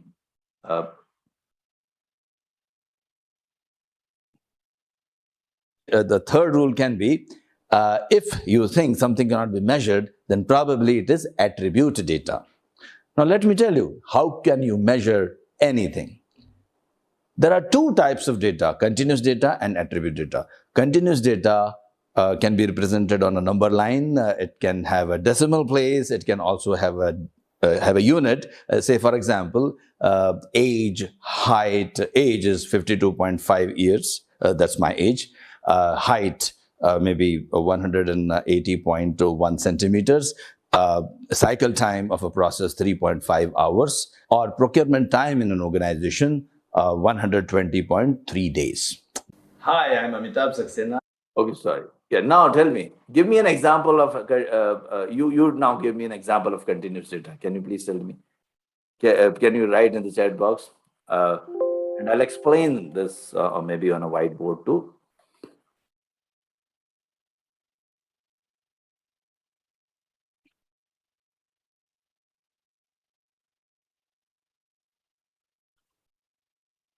Yeah. Temperature, AHT. Yes, you're right. So all of you are right, of course. Absolutely. So data types, 2 types of data. Okay. Please remember this. Now I'll tell you, today I'm going to tell you the trick of measuring everything in your organization. At least. Now this is the second thing you should remember. The first thing you should remember DMAC as a yellow belt. You should remember the definition of lean. First of all, you should, and I'll repeat. First question is, what is Lean Six Sigma? Project approach to improve process. Okay. I'm giving you question answers also. Okay. There is no exam, by the way. There is no exam for my yellow belt sessions. Okay. And when in green belt and black belt, you have exams, but we prepare you so well that you almost score 100%, or at least above 80% for sure. Okay. We prepare you so well. How can you not learn? Of course, I'll not allow you to go without learning. Cannot. Yes, continuous data. Okay. So my recruitment cycle time is a continuous data. Example, recruitment time. Okay. And today it may be 50.2 maybe days. It can be anything, right? 60.2, 90.2, whatever it is. It can be represented on a number line, means what is a number line? It can take any place, plus infinity, minus infinity, any point, 23.2642. It can take decimal. So you have a unit always, you have a decimal place. Age, yeah. My age, of course, in that video is old. My age is now 53.1 years, right? So there is a unit there. There's a possibility of a decimal place. Now attribute data. Come to attribute data. Attribute data means first we have to identify the attribute. Okay. Then you have to look at you have to identify the category. Now, every attribute you can definitely create a category. Easiest way of creating a category can be binary in nature. I'll explain to you what do you mean by that. Like presence or absence of that particular attribute. So tell me anything which you think is difficult to measure or you cannot measure. Please tell me. I'll pick up any one of them and then you apply the same rule to your whatever you think cannot be measured. Just apply this to your just attribute. Water in the sea can be measured. You are not able to measure, but it can be measured. Yeah. Satisfaction. Okay. Happiness. Some people are writing happiness. Satisfaction. Satisfaction. Let's say customer satisfaction, right? Patient satisfaction, customer satisfaction. Yes. Okay. I can create at least, see, one category is always possible. Presence or absence of that particular attribute. I repeat, presence or absence of that particular attribute. It is very much possible.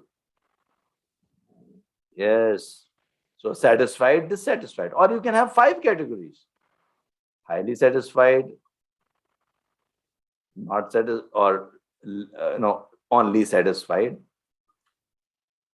This can be neutral, this can be dissatisfied, and this can be highly dissatisfied.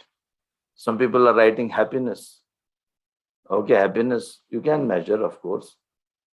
Tell me, what are the 2 categories?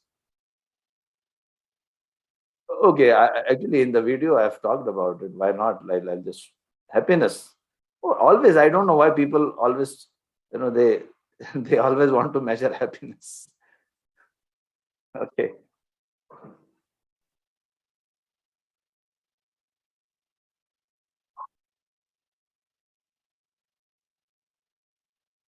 Attribute data.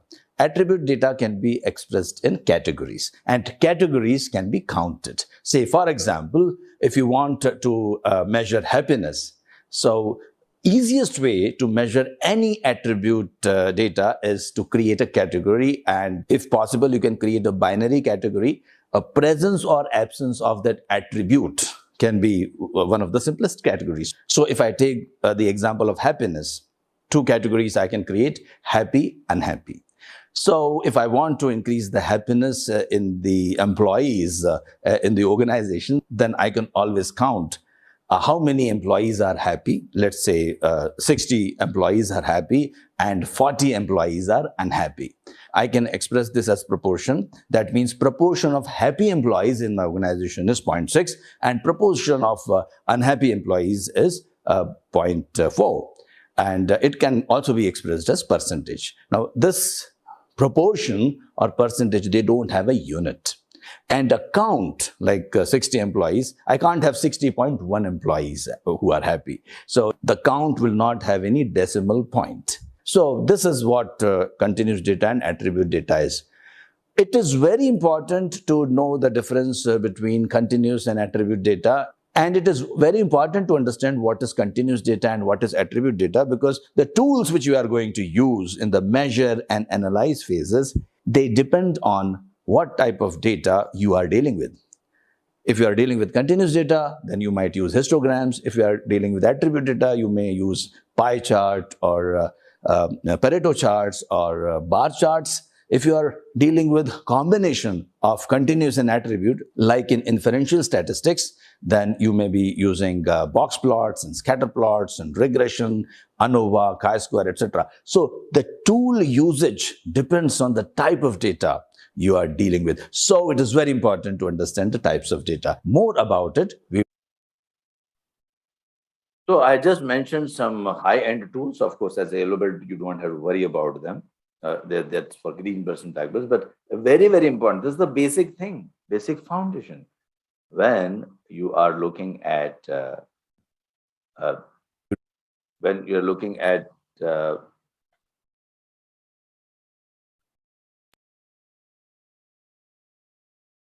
let me share my whiteboard. Yeah, so when you are looking at the tool usage, you see, you will be learning so many tools. Now, which tool to use when, where? There is no confusion. If you are using continuous data, you will use a histogram. If you just want to tell the status of your process, histogram. If you are using an attribute data, you will use a bar chart or a pie chart. Let me explain this to you. So I have got the category. So I have a count. So 30 people say, I really very much like your product or service. 40 say, well, I like it. 10 people say neutral. 15 people say, I dislike it. And 5 people say, I extremely don't like, I hate you. There are 100. Now, I can express this as a proportion. 0.3, 0.4, 0.1, 0.15, and 0.05. And this becomes percentage also. I can make 40%, 1%, sorry, it will be 10%, sorry, 10%, 15%, and 5%. Yeah. Now, sorry for the handwriting because I want to be a little fast. So otherwise my handwriting is much better. In yellow belt training, I'm writing very fast. So okay, and similarly happiness also. Now, when I'm looking at continuous data, I can make histogram. So if I collect 30 samples, just 30 samples if I collect about my recruitment time in the organization, I will know most of the recruitments are taking 50 days. Some are going up to 60, some are going to 70, some are going up to 80 days also.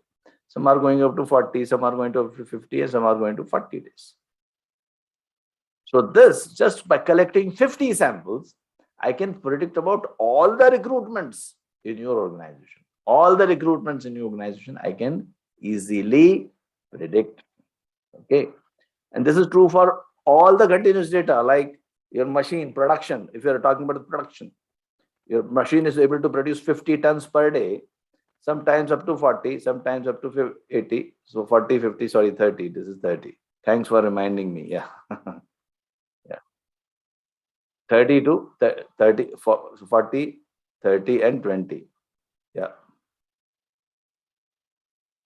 Yeah. So to 40, 30, and 20, right? So 20, 30, 40, 50, 60, 70, 80, right? So 20 to 80. So 20 to 80 is my, like, if I give recruitment to this particular department, minimum they will take 20 days and maximum they will take 80%.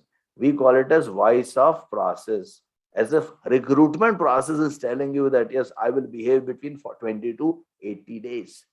Now, if I collect 30 samples, I will get the voice of the process. Even if I collect 100 samples, I will not get much and more information beyond this. I'll get more samples. What will happen? More and more samples I collect, the curve will keep on smoothening. The curve will become more smoother. No, I'm not here to just collect the data and make the curve smooth. I'm here to just estimate that today it is taking 50 days to recruit my employee, 20 to 80 days. I would like to reduce it. That is my objective. So the purpose of my measure is to improve the process, not really actually calculate in the last decimal what is the recruitment cycle time of my process, right? This is about continuous data. But attribute data, I can make bar charts. Yeah. Happy, unhappy, happy, unhappy, etc. Facility A, facility B, facility C, facility D. I can make a pie chart also. Pie chart, bar chart, and even Pareto. Pareto I'll describe in a short while. Pareto. They are all examples of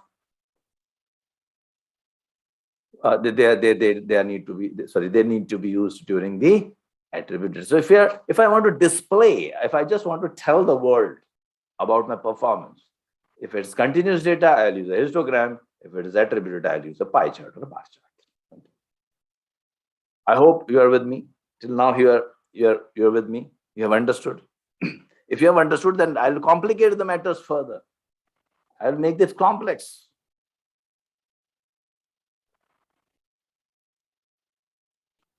Okay, are you ready to take more complex things now? Okay. Now, one gentleman called Gauss, Mr. Gauss, he found that all the processes in the world, they follow this distribution. He called it as normal distribution. It is normal to obtain a normal distribution. It is normal to obtain a normal distribution. Wow. And it will always have an average and it will always have a standard deviation. Now, I'll not go into the details of how to calculate standard deviation in yellow belt, but I'll tell you that's very easy to calculate. Nowadays, there are Excel sheet, Minitab. If I am able to, let me see if I've got the data of the recruitment cycle time, and then I can easily show you that.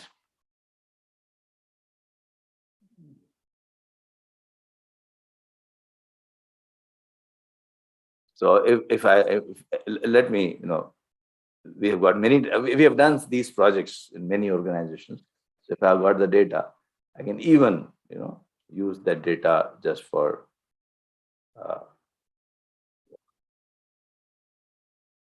rather than I've got the data, but it has name of the client. So I'll just remove the name of the, just give me 1 minute. Yeah.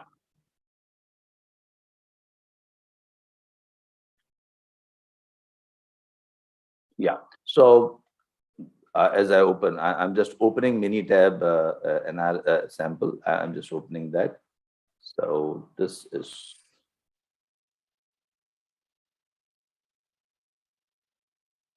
okay.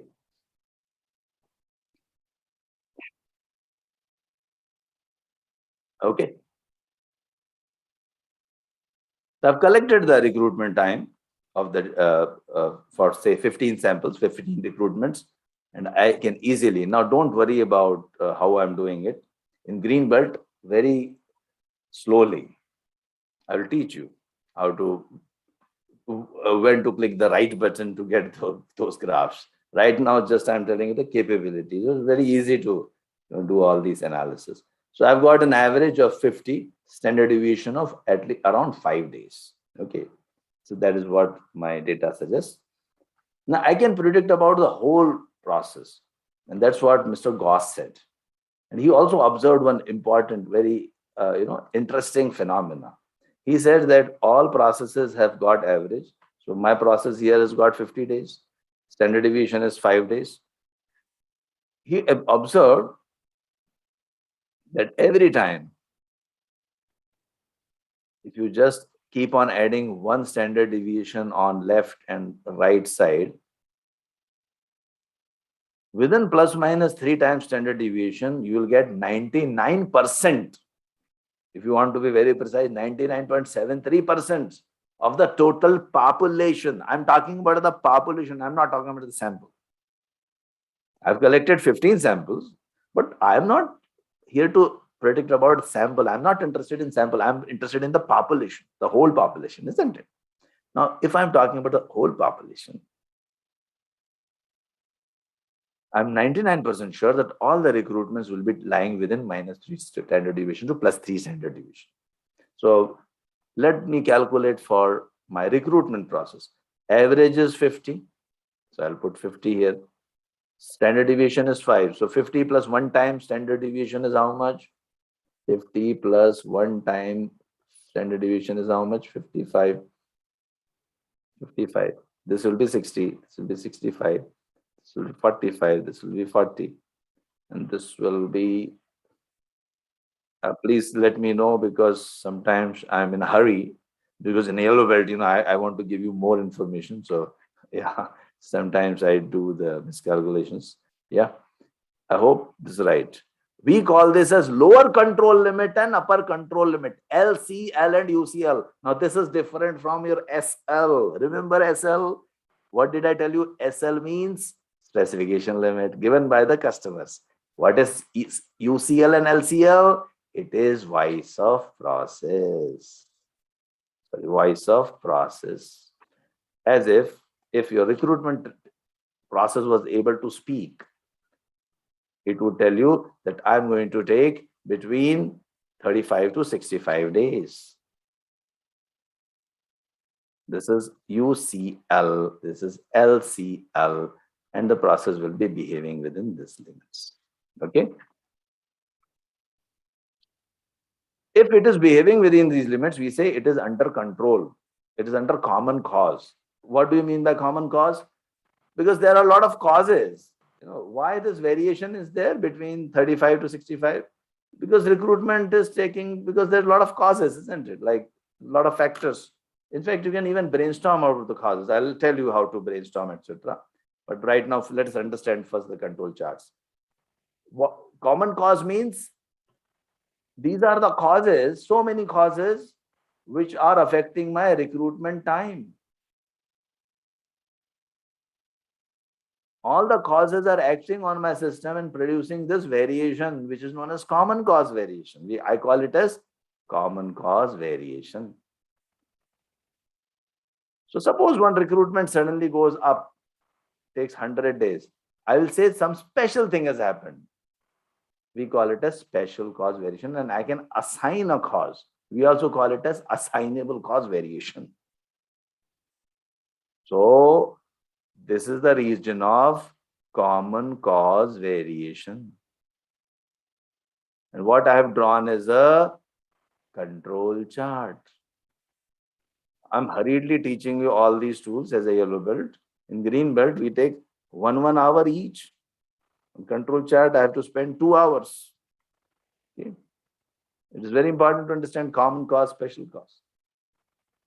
Special cause is not of much interest to the green belt. Special cause is of interest to the operations manager. Operations manager, whenever suddenly this happens, he will take an action. Immediate action, he will say, well, what is happening? This is a problem. He will take an immediate action.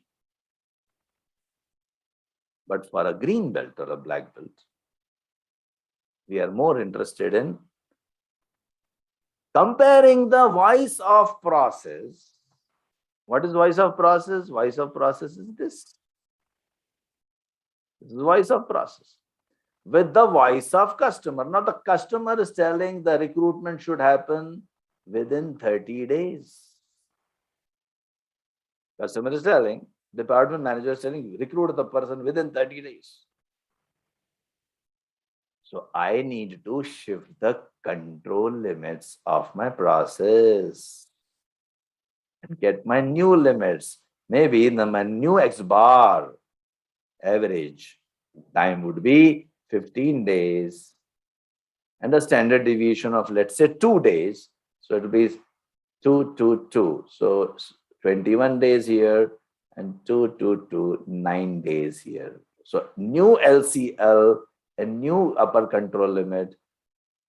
I'm just doing it pretty fast because if you can watch this video one more time later on to how did I calculate 9 and 21. So this becomes my lower control limit and upper control limit. Why?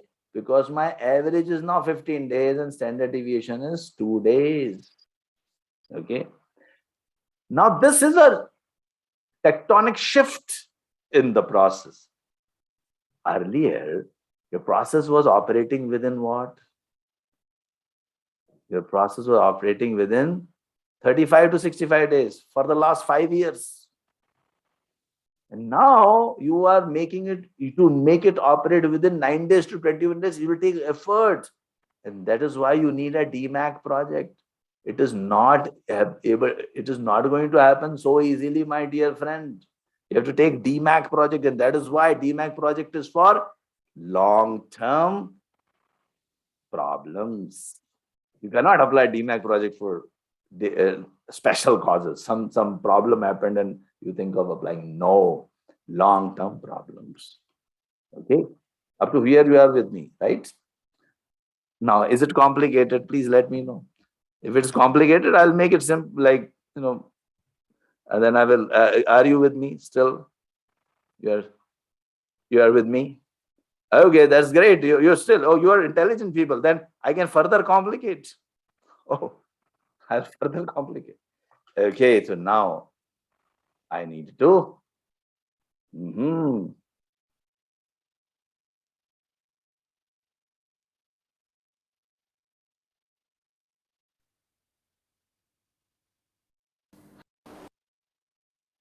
So I collected voice of customer, and then I collected voice of customer. That's, as I told you, there are various ways of collecting voice of customers.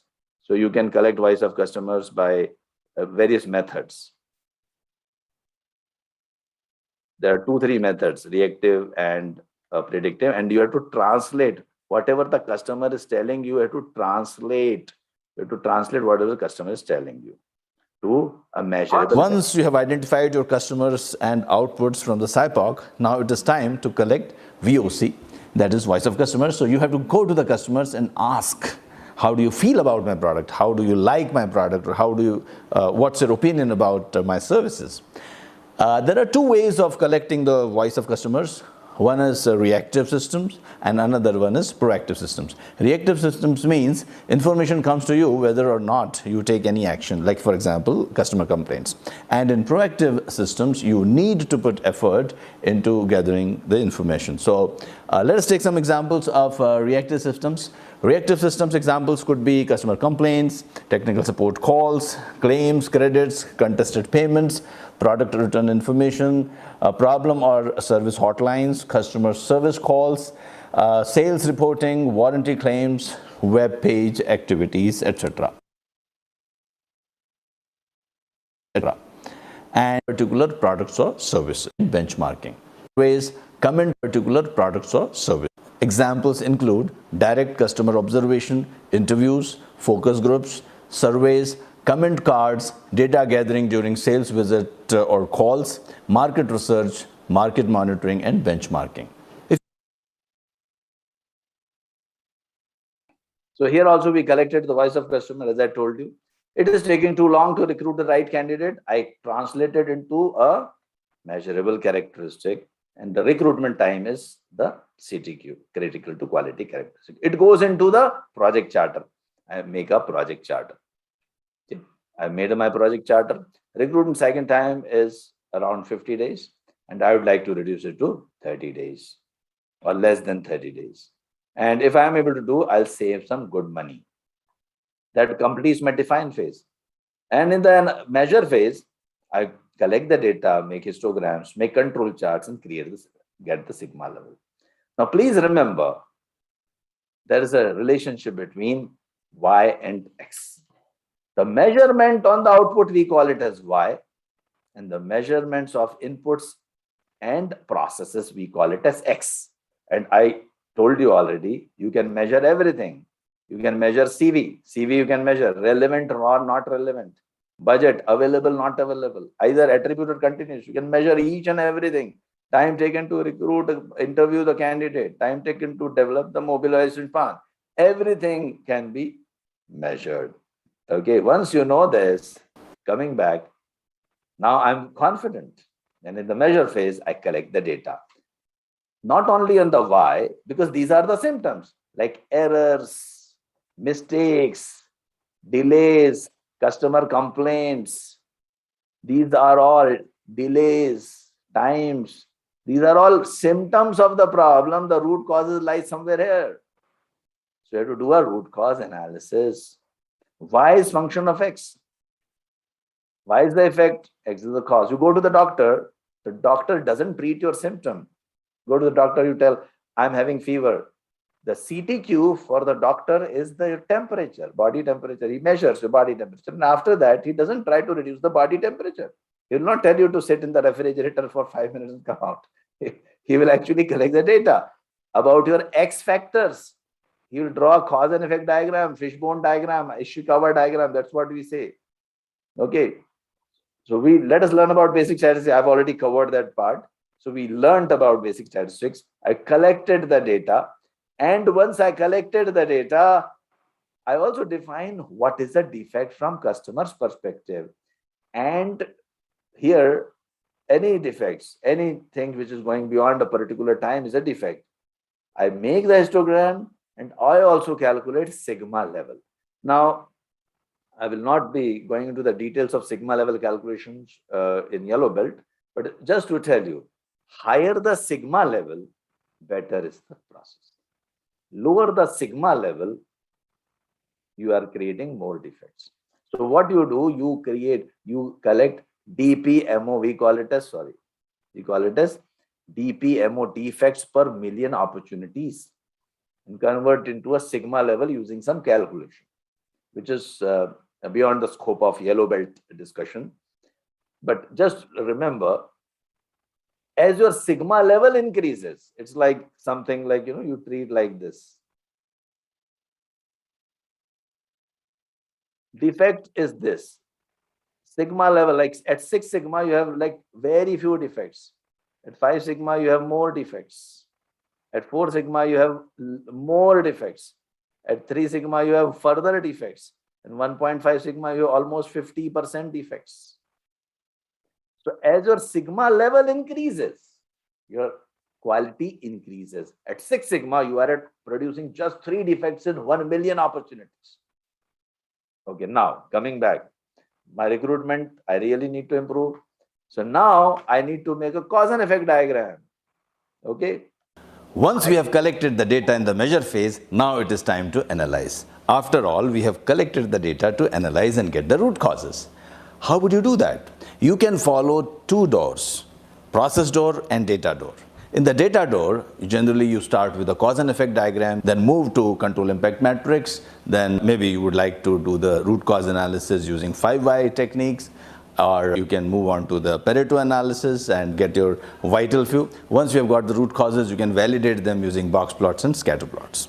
In the process door, you will do the value stream mapping and get the non-value added activities and move the 7 wastes and identify which activity is taking longest time. You identify the constraint and then you apply techniques like escape technique to further improve the process and suggest a new process. Whichever route you are following, finally you will end up getting the root causes of your problems. And when you are doing your cause and effect diagram, you have to use brainstorming techniques. So let me talk about brainstorming also.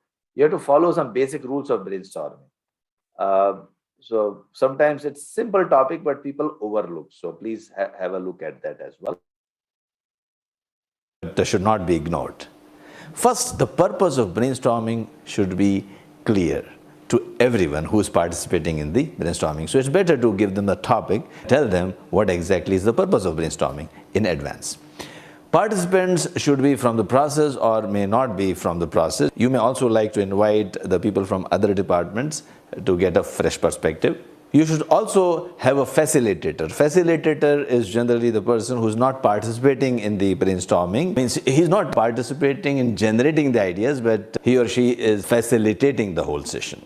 Usually, he or she can be a consultant or a person from another department, or one of the persons from the team can act as a facilitator. You should also have stationery, and you should also use the appropriate tool of brainstorming. So there are different brainstorming techniques we will be learning in improve phase. You can use either of them. You should have a meeting room and flip charts and other facilities, whatever is required to conduct a brainstorming session. And you should also communicate to the participants about the time, venue, topic well in advance, so they are mentally prepared for brainstorming. As I told you, that brainstorming is used for either generating the possible root causes or getting the ideas to solve the problems. There are certain rules which need to be followed in brainstorming. The rules of brainstorming are: give equal opportunity to everyone who is participating. So tell them to participate, and you can use different techniques. As I told you, we will be learning in the improve phase. Capture all the ideas, so document all the ideas. Whatever is being discussed, whatever ideas the participants are given, someone should be there to document, or a scribe you can appoint to document all the ideas.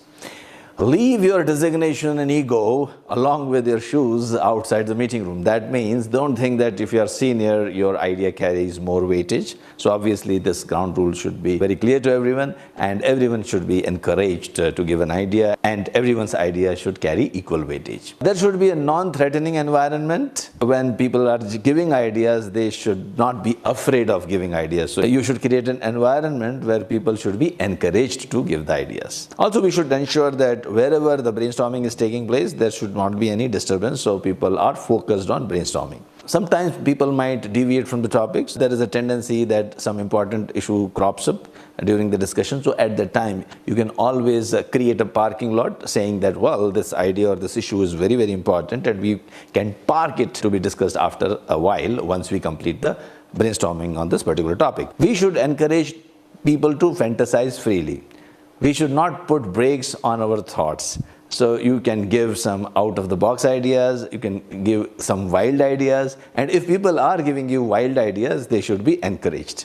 If you give a specific duration of brainstorming, we should try to complete the brainstorming within the time duration, and defer evaluation. Now, this is one of the rules which is often violated. People start discussing the ideas. Someone gives an idea and someone else says, well, it will not work in an organization. Or some other person gives an idea and someone else comments that, wow, it's a great idea. So don't evaluate. Reserve your comments for evaluation at a later stage. When you are generating the idea, when you are generating the root causes, they are not to be evaluated. You cannot say that it is a good idea or this is a very good root cause which you have thought of. No evaluation, just write down whatever is being suggested. Generate quantity, do not worry about the quality at the initial stages. So you have to generate lots of root causes, lots of solutions, more the better. A pearl diver, he dives into the sea to find the pearls. If he just collects 10 oysters, the probability of getting the pearl is very low. But if he collects thousands of oysters, the probability of getting the pearl is very high. So similarly, if you want to collect great ideas, some of the out-of-the-box ideas, some creative ideas, then definitely you should create more and more ideas. Okay, so that was about some of the things. Yeah, so how do, once we care of the brainstorming session. So let us look at the first the process map, process door. So if you are looking at the process door, you will do a Gemba walk, you'll identify the waste in the system, you'll apply escape technique. Now, the details of escape technique are given in a video, which is my team will put in. You can watch that video. Every process step, you will ask these 5 questions. Can I eliminate? Can I simplify? Can I combine? Can I automate? Can I make it as parallel? Oh, yes, this process can be eliminated. This can be combined. This can be done in parallel. This can be automated. This is known as escape technique. So you do this process door, do a Gemba investigation, identify the waste. And another one is data door. Make a cause and effect diagram, Pareto chart, and box plots, scatter plots. What do you mean by that? Invite people and ask them to brainstorm all the possible causes. On a post-it note, they write all the possible causes on a fishbone diagram. We call it as Ishikawa diagram also, fishbone diagram also. And When you are making a fishbone diagram, you can use man, machine, material, etc. There are 6 bones: man, machine, material. A fishbone diagram, my team will put, if you want to get the details of fishbone diagram, my team will put the link of fishbone diagram, right? So they'll put a fishbone diagram, how to do a nice fishbone diagram. There's a detailed, uh, you know, video I have created for that. I'm just right now mentioning it. They use a man, machine, material, method, measurement, mother nature, 6 M's techniques as they call. And now you have got so many causes. You can't work on everything. So you apply 80-20 Pareto rule. What is 80-20 Pareto rule? Mr. Pareto, Wilfredo Pareto, was an Italian economist who found that 80% of the wealth in Italy was with 20% of the people. So he applied, this everywhere. He saw this everywhere. So Joseph Juran, he applied to quality, and he said 80% of your problem, whatever you are trying to solve, is due to 20% of the causes. 80-20 rule. So you can first list down which causes occurring most of the time, arrange them in descending order, and make a Pareto. Now, all these things are very easily done in Minitab. So if I go back to Minitab, if I just go back to our data, this was the data I created. Now I created man, machine, material. What are the possible causes? I can easily create quality tools.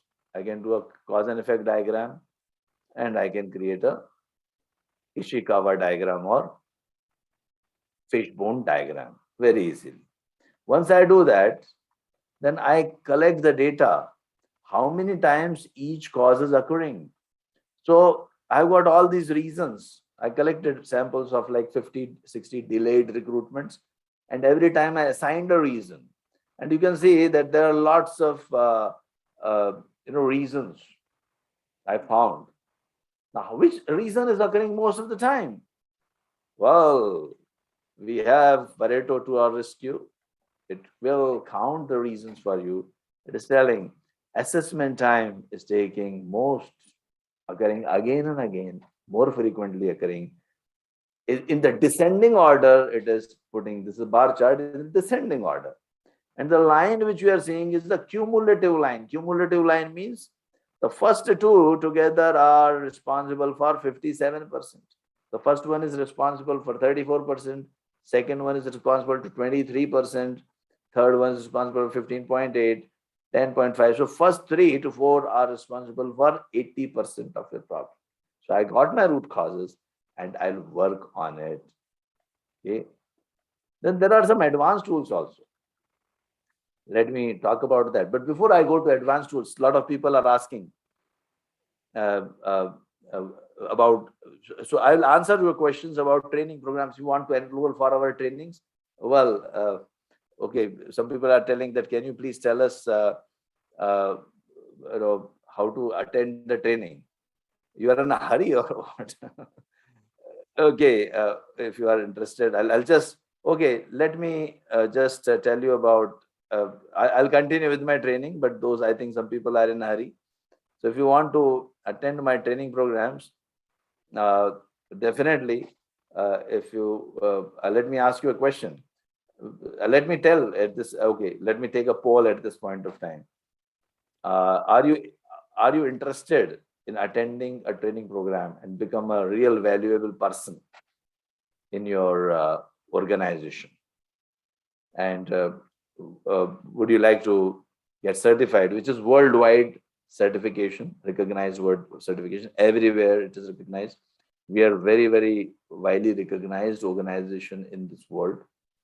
And we are, our certifications are recognized by in all continents. And you will be able to get rid of inability to do anything if you face a problem. Now, I think you must have got some confidence that, when you have a problem, you can really do something about it. We have done just the root causes, but I'm going to tell you about improvements as well. So you can just please put a poll, answer this poll, and those who are interested. So thanks for participating in the poll, and I see that most of you are interested in attending the session. So those who are interested, we'll send you the link. By the way, people are asking, is there any fees for that? Oh, of course. Okay, you want to know the fees right now, or you can wait for a while? Okay, I'll briefly tell you the fees, but there are some real good discounts applicable also coming up. So I'll tell about the discounts towards the end. Okay, so please hold on. So these are the dates. So if you are in a hurry, I think you can just note down the dates. Of course, my team will be able to tell you. And if you want to know about the fees, I'll tell you that also. So it will be able to reduce the cost. Each project saves hundreds of thousands of dollars, by the way. Okay, so you are going to really achieve something good. So thanks a lot for participating in the poll, and I'm just ending the poll. If those who have not answered, please answer. So accordingly, we will be okay. You don't want to know the fees also. Everyone is in a hurry to know the fees. Okay, so first I'll tell you.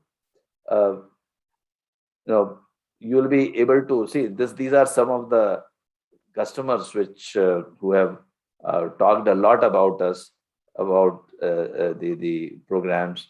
What happens if some of the to Formula Rossa, one of the signature rides here at Ferrari World at Abu Dhabi, and we decided to work on how we could increase the reliability of the time it takes to update our queue time boards, because as you know, every minute that guest waits in a queue line is super important. We had the brainstorming session with the team, and we went through a few topics, and then we chose the most appropriate one for the course. The chosen topic was reduce facilities management service request closeout time. So I was eager to use statistics and data analytics to solve a business challenge. One of the challenges we had is the erosion of the retail per capita spend in Ferrari World Abu Dhabi, and that was my topic. Well, actually, being an HR professional, recruitment lead time has been always a problem across the board. So taking that subject in specific will help me improve onto the recruitment cycle. So what we had worked on was redesigning the product launch process, which we've now implemented. We had a discussion within our team, and the most critical area that we faced was our closing process. So we decided among ourselves that this is the one that we should go for.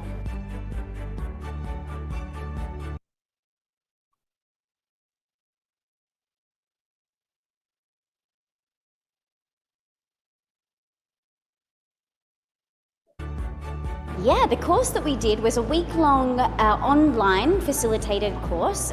It was fantastic. It showed us the whole methodology behind Lean Six Sigma, and it also provided a various amount of tools that we could be able to use to improve all of the existing processes that we have here in the park. Well, it was 1 week training. It was very interesting and always energetic in terms of interaction in the class. Every single day has been different, and the knowledge sharing has been remarkable. This gave us a broader perspective to understand the issues, and it gave us opportunity to do some brainstorming, and we were able to come up with better solutions from a wholesome perspective. It was a very stimulating experience where we met every day with the colleagues, all very engaged, eager to learn, and keen on and willing to actually pause, step back from their day-to-day work to get some new Okay, so just there are many credentials, but I'll just move on to the fees. We are yet to learn many tools, so don't go away. But some people are in a hurry, so I just wanted to give them the fees as well. So green belt, black belt. No, this is a normal fee, but because it's the year-end offer, this will be our last training for the year. Of course, next year we'll have our new training, another training. But this year, this is the last training. So for them, I can tell you that you'll be getting, these are green belt, black belt. You can go for all certifications, different certifications, green belt, black belt, master black belt, project completion certificate, 50 completed real projects, mini tab software, virtual project completion, etc. This is the actual fee for the course, but as a year-end offer, and if you just register by tomorrow, a lot of things are free for you. Plus, On top of it, you will get 50 to 75% more discounts.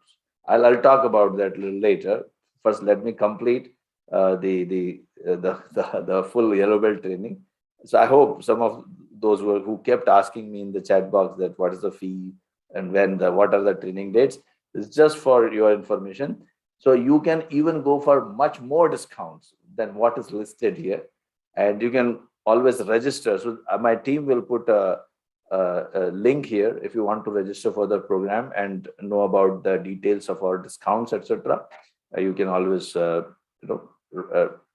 that and link, register your name, and if you are able to register by tomorrow, today or tomorrow, you'll get some good and great discounts. And the discounts keep reducing as we fill in the sheets. So first 10 people will get highest discounts. Next 5 will get lower and lower, and it goes on till the time we finish our 25 seats. And by the way, our seats really fill up very fast. Okay, so if you register today, you can get discounts up to 50 to 75% plus a free yellow belt certification also. If you just want yellow belt certificate, don't want to go for green belt, then there's a small administrative fee applied.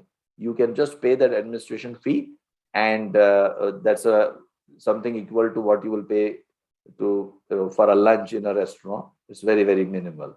So yellow belt certification doesn't cost much. Just an administration fee, where I hope you understand that we are a team. Whole team is working towards this initiative. So you can just register. Now coming back. So once again, I'll show you these are the dates. Now I will come back and let us go back to the learning part.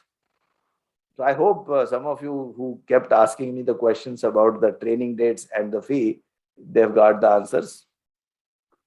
Okay. Now coming back, yes. Now we have not yet finished our training, by the way, please. Yes. So now we were in analyze phase. So we have done our cause and effect diagram. We have done our Pareto chart. Now what to do with that? See, a green belt, what usually they will do, they won't trust even the Pareto chart. The green belts will not trust the Pareto chart. Okay. Reena Lester is telling, oh, registered. Okay, thanks a lot. Okay, a lot of people are telling already registered. You'll get special discounts if you register today itself. Very, very good discounts are applicable. As I said, it goes on reducing as the number of registrations increase. Now coming back, yeah. No, there is no fee for training fee for yellow belt. It's free. Yellow belt is free. Yeah, there's no fee. Yeah, it's totally free. Some people are asking, is there any fee for yellow belt? It's totally free. Only thing is, if you want a certificate, it's a very bare minimum administration cost.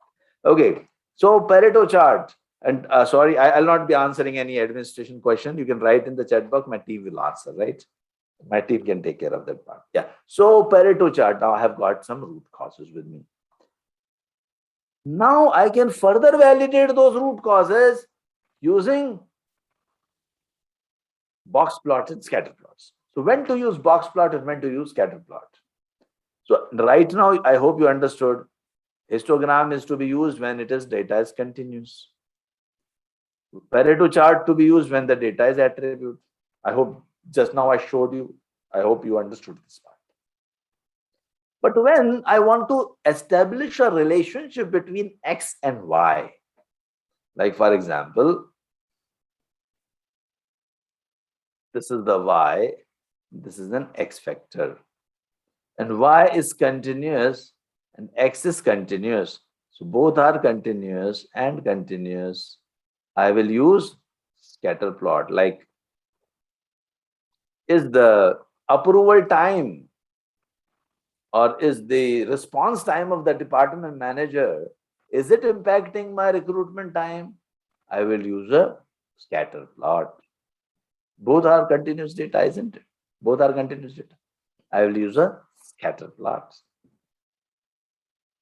But suppose one is continuous and one is attribute, like is my recruitment time dependent on the department for which I am recruiting, or the nationality of the candidate, like, or whether the candidate I'm hiring from outside, abroad, or within the country.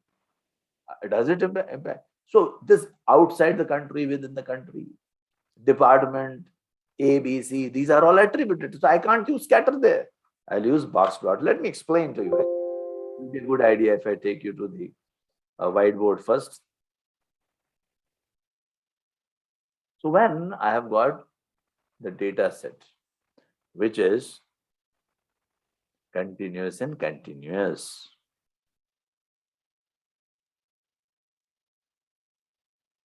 both are continuous data, I will use a scatter plot. I call it as a scatter plot. If X increases with Y, like example is age and experience. If X increases with Y, I say this is a positive relation. If X, like age and time taken to age of the trainer and time taken to explain a concept, aged person will be having more experience, and at least that's what we assume, right? Or experience of the trainer, you can say experience of the trainer. And time taken to explain the concept, it reduces, hopefully, of course. Yeah. So that is negative relationship. X increases, Y reduces, Y increases, X reduces. Okay. The time taken to explain reduces, increases as the age is less. Or I can even put it this way, time taken to explain, if you want to use, see that way, an experience of the trainer, it is, as the experience increases, the time taken reduces. Both are same. Okay, I just interchanged Y and X, doesn't matter, right? So they are negative, and then there can be no relation also. You know that. Think of any, like number of like revenue, your revenue, and let us say, and the share market index. Not necessarily it will be, share market will be down, but still your revenue can be high. Share market can be high, but your revenue can be less. Yeah. So revenue has no relationship with the share market index. So this is no relation. Now, if there is, one is attribute, one is continuous, let us say, if I take an example of our, okay, first let us first apply this to our recruitment example. Recruitment time, is it affected by the assessment time? Assessment time means the time taken to assess the particular candidate. Both are continuous data, so I will use scatter plot. Now tell me, is it affected or not? Tell me. Is it impacted or not? Is it impacting? What is your opinion? Is it the root cause? Assessment time is the root cause. There is all scattered, isn't it? There is no relationship. There's no relationship, isn't it? There's no going up or going down. It's like it's all scattered. So there is no relationship. But let us look at the recruitment time versus approval time. Okay, let me see recruitment time versus approval time. Is it related?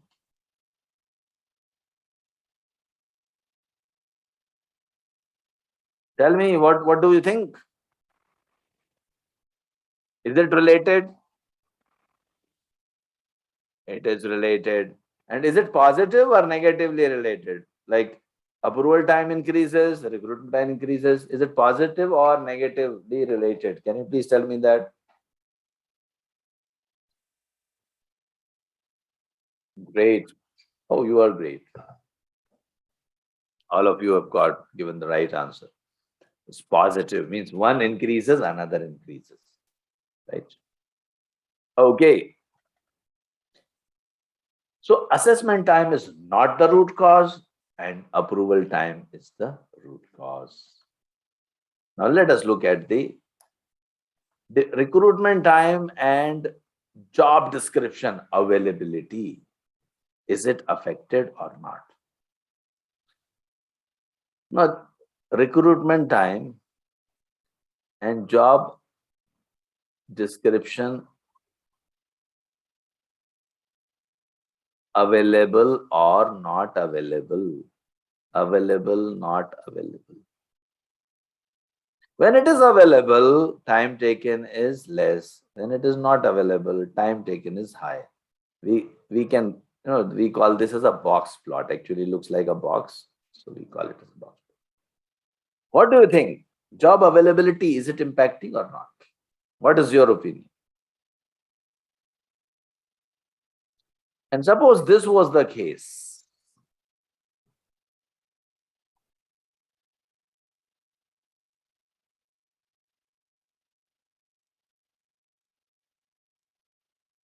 So in the case of A, I can say job description availability is affecting. My data is telling me that yes, job description available or not available, it does affect.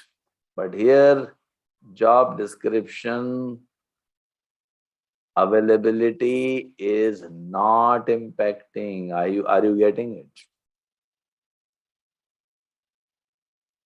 Case B, JD has no effect. Yes, Nicholas has got right. Junaid has also understood. Okay, great. Okay, absolutely fantastic. Oh, you have understood this.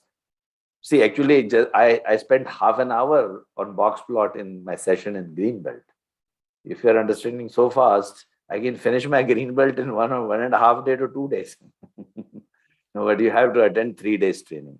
For green belt, you have to attend 3 days training. For black belt, you have to attend 3 more days training. Plus, I'll give you video content which you can see throughout your life. And it is one of the best content available in the industry. I can tell you that. Okay. So, and we don't have any, otherwise we are humble.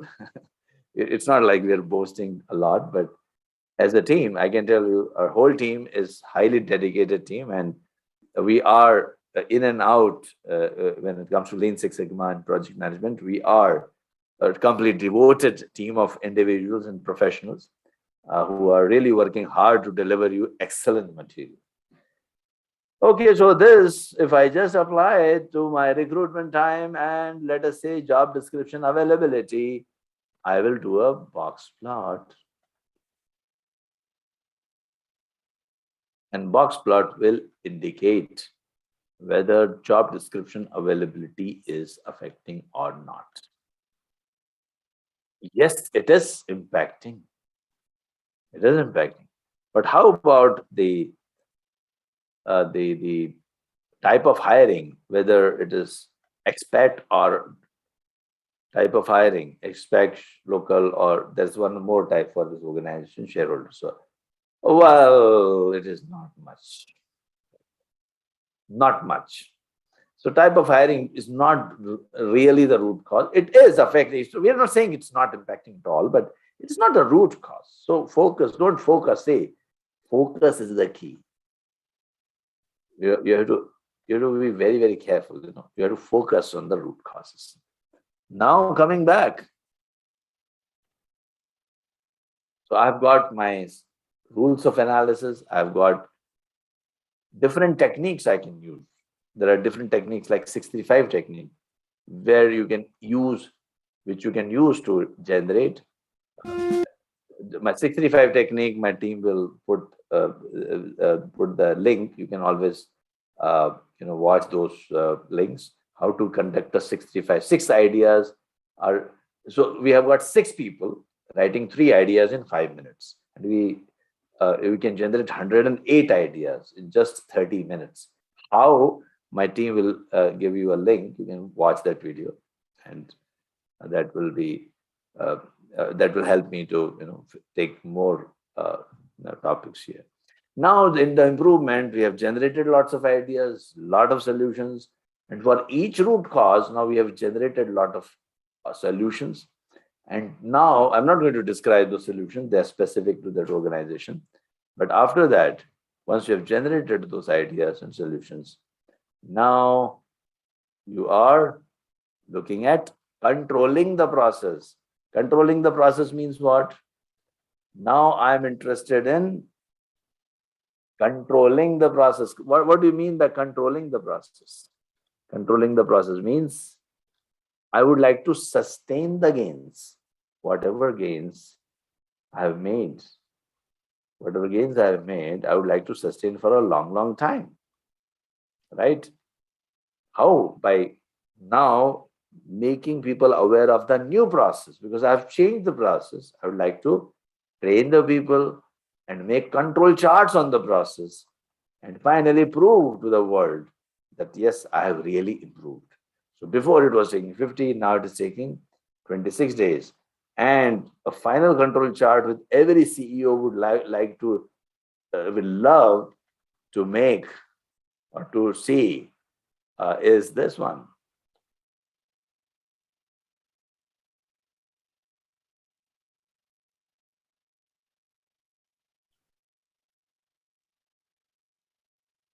Before and after. So before, average was 50, control limits were between 38 to 65, around 35 to 65. And now the control limits have reduced, and also the average has reduced. So there is a statistically validated improvement in the process, right? So this is how you do a project. I hope you're seeing my screen of before and after, right? So if you want to apply for green belt and black belt, you would like to get yellow belt certificate as combo offer. Yes, of course. You'll get, yeah. People are asking a lot of questions. My team will keep replying, no problem. Now, do you have any questions related to some of the tools which we just completed? Please ask me any. If you don't ask, then I will ask you a question. Okay, let me ask you a question. There are some success factors also. Again, this is a video which I'm giving it to you about what are the success factors when you implement Lean Six Sigma. Now let us play a game.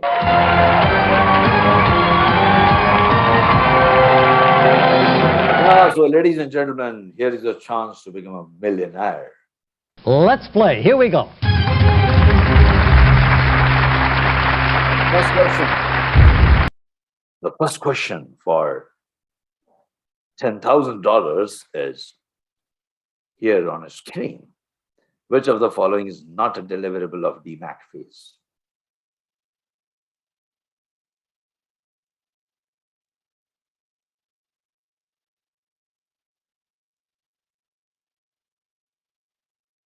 Yes, answer is B. Right answer is B. And let's see who has given the right answer. The right answer. So inputs to a process are called.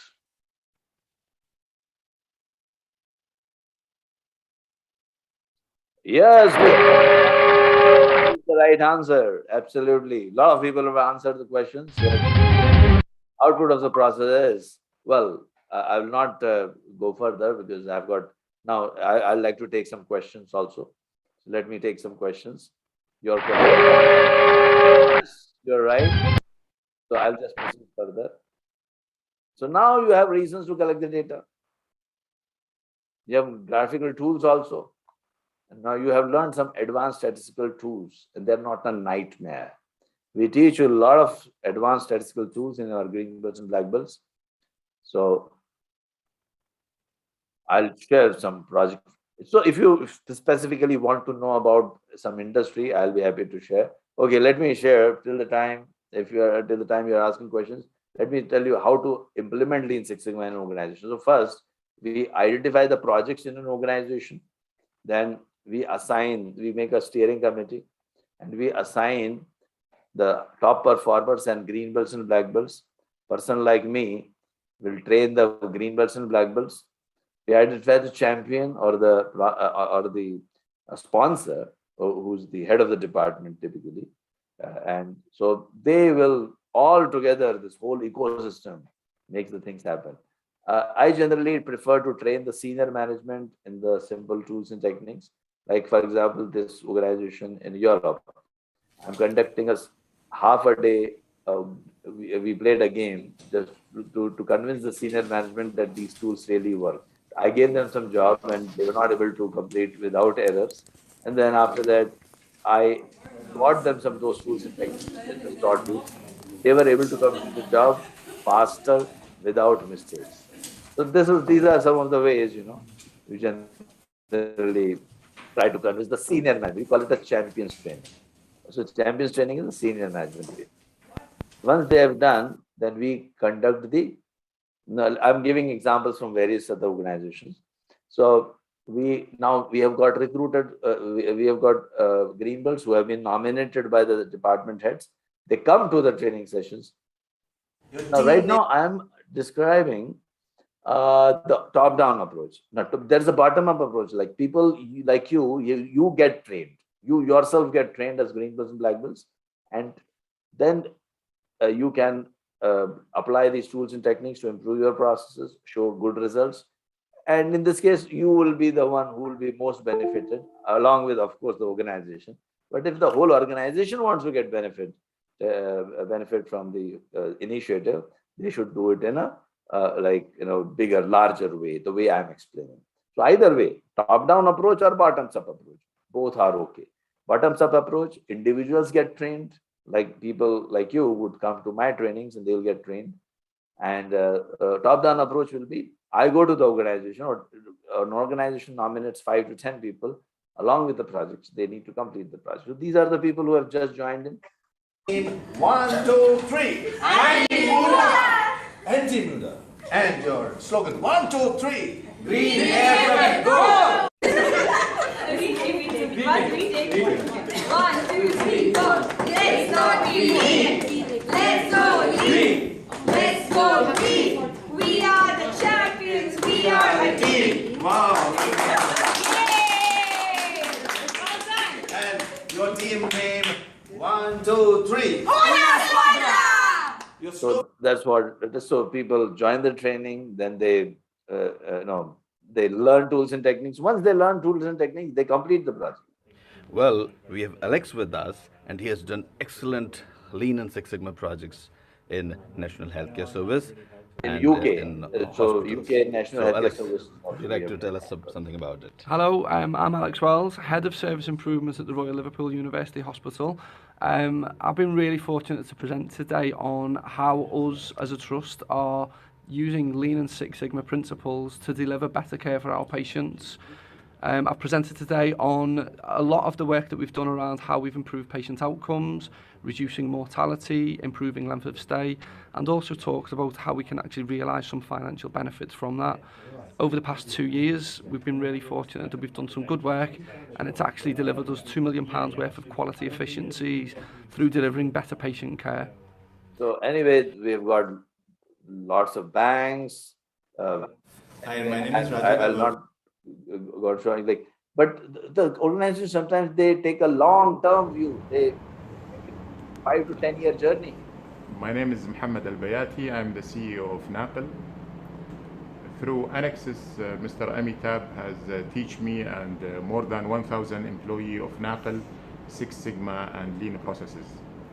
This affected our bottom lines by millions of riyals, and it is having a big impact in changing our company from a local company to a regional or multinational company. Thanks to Anexas and Mr. Amitabh. Thank you very much. So, and lots of, now there's a lot of credentials. This is for one of the oil companies. Even Deputy Health Minister of Saudi Arabia, Dr. Tarif Alama has attended our training. We have got the credentials from him as well. And there are actually 4 health ministers of 4 different countries. They have attended our training program. So before I take your questions, I'm here for another half an hour, don't worry. So I'll take your questions, and if you have any questions, I'll be happy to answer your questions. I'll show you the case studies from different industries, how it is applicable to different industries. One more time, those who are interested, you can just join me. This I have already asked you the question. Many of you have shown interest. Please join me. I'm waiting for you for my weekends trainings. And there are 4 options. There are 4 options. Either you can join on Fridays or Sundays, or Friday, Saturdays, Saturday, Sundays. So there are, like, for Middle East, we have Fridays and Saturday batches. For rest of the world, we have Sundays, usually Sundays, or sometimes Saturday, Sundays batches. And we have those who cannot attend the weekend. We have got morning batches, 2 to 2 hours every day morning for 4 days in a week. Monday, Tuesday, Wednesday, Thursday, 4 days in a week. Either you join morning or you join evening, 2 to 2 hours. So you can use that. And you can join any batch. The next batch I'm starting on October 26th. For weekend, weekday batch, morning and evening. You can join either morning or evening. Or next weekend, I'm starting, next weekend batch, I'm starting on October 29th. On 29, 30, 6, 12. So it is usually, it's done on Fridays or Saturdays. So, and the Sunday batch is like generally done on Saturdays or Sundays. Okay, so please, if you are interested, please join me. I'm waiting for you to join, and of course, it'll be a pleasure to welcome you to my training programs, and you'll enhance your career. Hike of 20% to 50% in salaries usually is observed for those who are green plus black belts. It has become a must-have certification now. In the next 5 years, it will be almost a must-have certification, because these tools and techniques, if you know, you definitely will be able to improve the processes. This is King Edward Hospital in London. So many, Mr. Andrew Robertson with us, who's CEO of King Edward VII Hospital in London. And anyways, we have got a lot of credentials from this doctors from Sultan Qaboos University Medical Hall. But after the Six Sigma, I'm so excited to all the data, make sense of them, use them in our daily practice to find out our problems and implement what we have learned. I think this course actually costs a lot of Okay, so this all approved, accredited. We are accredited training organization of IASSC. See, actually, we follow the syllabus of all the accredited organizations.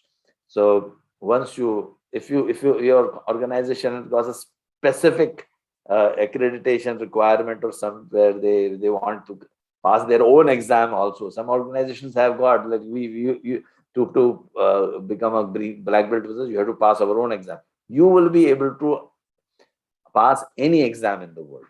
Of course, you don't have to do this. We will be conducting the exam for you. The certificate from Anexas Europe is worldwide recognized, and it's highly, for the last 16 years, it has been recognized by so many well-known companies. And so just let me ask you one final question. You would like to become Lean Six Sigma Green Belt, Black Belt, or Master Black Belt, or all 3? If you become all 3, you have already answered this question. If you want all 3, you'll get much up to 75% discount. Okay, so please go ahead and register. I'm waiting for you. And once again, I'll tell you the fee for that. This is the normal fee, which we were till 1 year back. This was the fee. Till 3 months ago, we had this similar fee, a little bit reduced than that. But for today and for tomorrow, if you register, you'll get much more discount on top of it as a special year-end offer. And this will be our last training for this year. And after that, we are not sure about the dates for next year. It may take down some time to, every quarter generally we have a training. So I'm not sure about the dates. Somewhere in January or February they would be. But yeah, as a year-end offer, we are giving you additional discounts if you register today and tomorrow. And I'm waiting for you. Thanks for attending the session, and I'm here. I'm still here. So I'll be answering questions. These are the dates. Let me take some questions. I see here.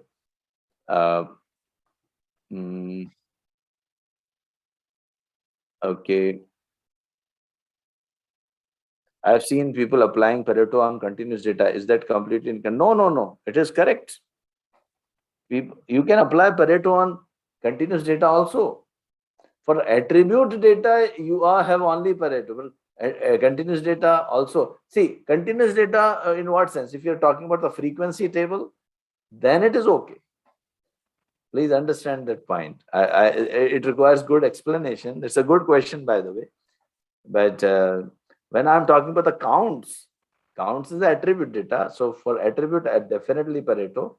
But for continuous, you have a continuous data on one side and an attributes on the another side. There are two columns. In that case, you can use with continuous data also Pareto. Okay. Please know the future of aviation in the. Please comment on the future of aviation in the industry. I can comment on future of aviation, Lean Six Sigma in aviation industry, and it is really required. It's a must in the aviation industry. A lot of aviation clients are aviation companies are my clients, and they have got a good future. Don't worry. Number of people who are going to travel by air is going to increase. Population is increasing. Yeah, so just imagine, and the buying power of the people, salaries of the people is increasing. Population is increasing. Number of people who are graduating is increasing. So it has got a bright future. Don't worry about it. Okay. Can we take IT and operations project in given green belt? Yes, of course. IT, I will show you. Maybe my team will show you IT related applications also.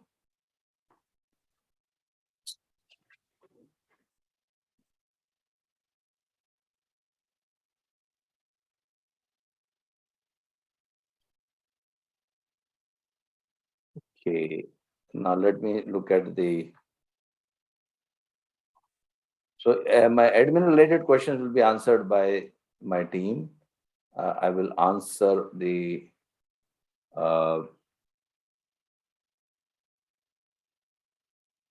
yes, you'll be getting the software as well. If you register, yes, it is. Food industries, it is very much applicable. So many food industries. In my book, if you read my book, the Anexas story, the first example I've taken from the food industry. Yeah, it's like a story. So how I'm convincing a person who's supplying food in Copenhagen, the largest caterer, the food supplying company to the multinationals. They wanted to improve the taste of the food, reduce the time taken to prepare the food, and also reduce the number of complaints, if I remember correctly. And I have explained, so that is, yes, it is applicable to food industries also. Okay. Pharmaceutical industry also it is applicable. Please go to my YouTube channel, Pharmaceutical Industries Applications. I have explained. Okay, just write Pharmaceutical Anexas. Okay, and Amitabh, I think you will search for these three words, you will get what is the HR personal benefit from this. Okay, I just took example of recruitment cycle time, right? So for HR personal, see, it is applicable to every process. See, you have a process, you have an output. You have a customer. You want to make your customer happy? Lean Six Sigma can help you. You can always do improvement projects. See, even if you have carefully noticed, I taught you about data analytics. Like 30-40% of the course in Lean Six Sigma is about data analytics. If you go to the black belt, around 60-70% is about data analytics. We make you a hardcore data analytics person. So And data is like, it's the power. Data analysis is the power nowadays. So you can improve any process in any industry. It doesn't matter. I'm not talking about any specific industry.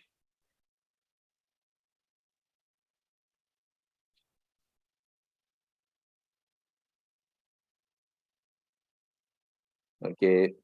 So most of your questions are administration in nature. So I'm running an investment firm who has deals and have many hospitality projects in the KSA. How will Six Sigma aggregation? Yeah. So facilities, I have got a facilities related. So my team can show facilities related, how it's applicable to facilities. Any other specific industries you are looking for, just let me know. I will show you, I'll answer your questions.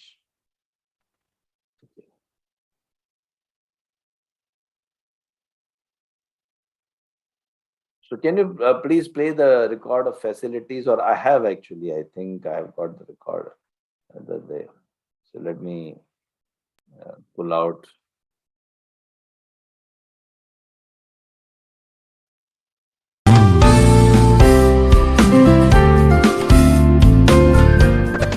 Let me talk about how Lean Six Sigma can help in facilities management.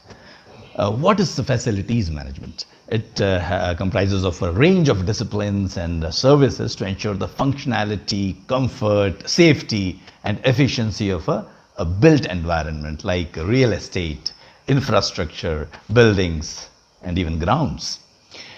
Now, Lean Six Sigma can help you by identifying improvement areas in almost all the aspects of facilities management, like real estate and property management. You can help improve operations and maintenance, even materials management, and also you can improve your communications management as well. Now, how is it done?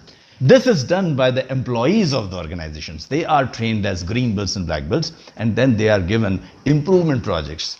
When these projects are being executed, you identify the major wastes, you mitigate the potential delays, you identify the defects and reworks, and reduce the reworks, control and improve the quality of work. And this is done in almost all areas, even emergency management and business continuity, environmental stewardship and sustainability, you can improve that as well.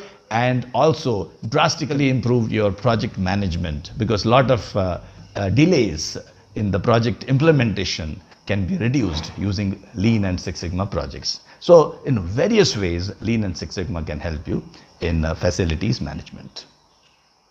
Happy learning. Thanks for taking out time to... Okay, you have any other specific questions for any specific industry? We have got construction. I think in the beginning. Okay, let us look at the construction one. Construction is there. Manufacturing, I have got. So let's look at the construction. You have the construction video.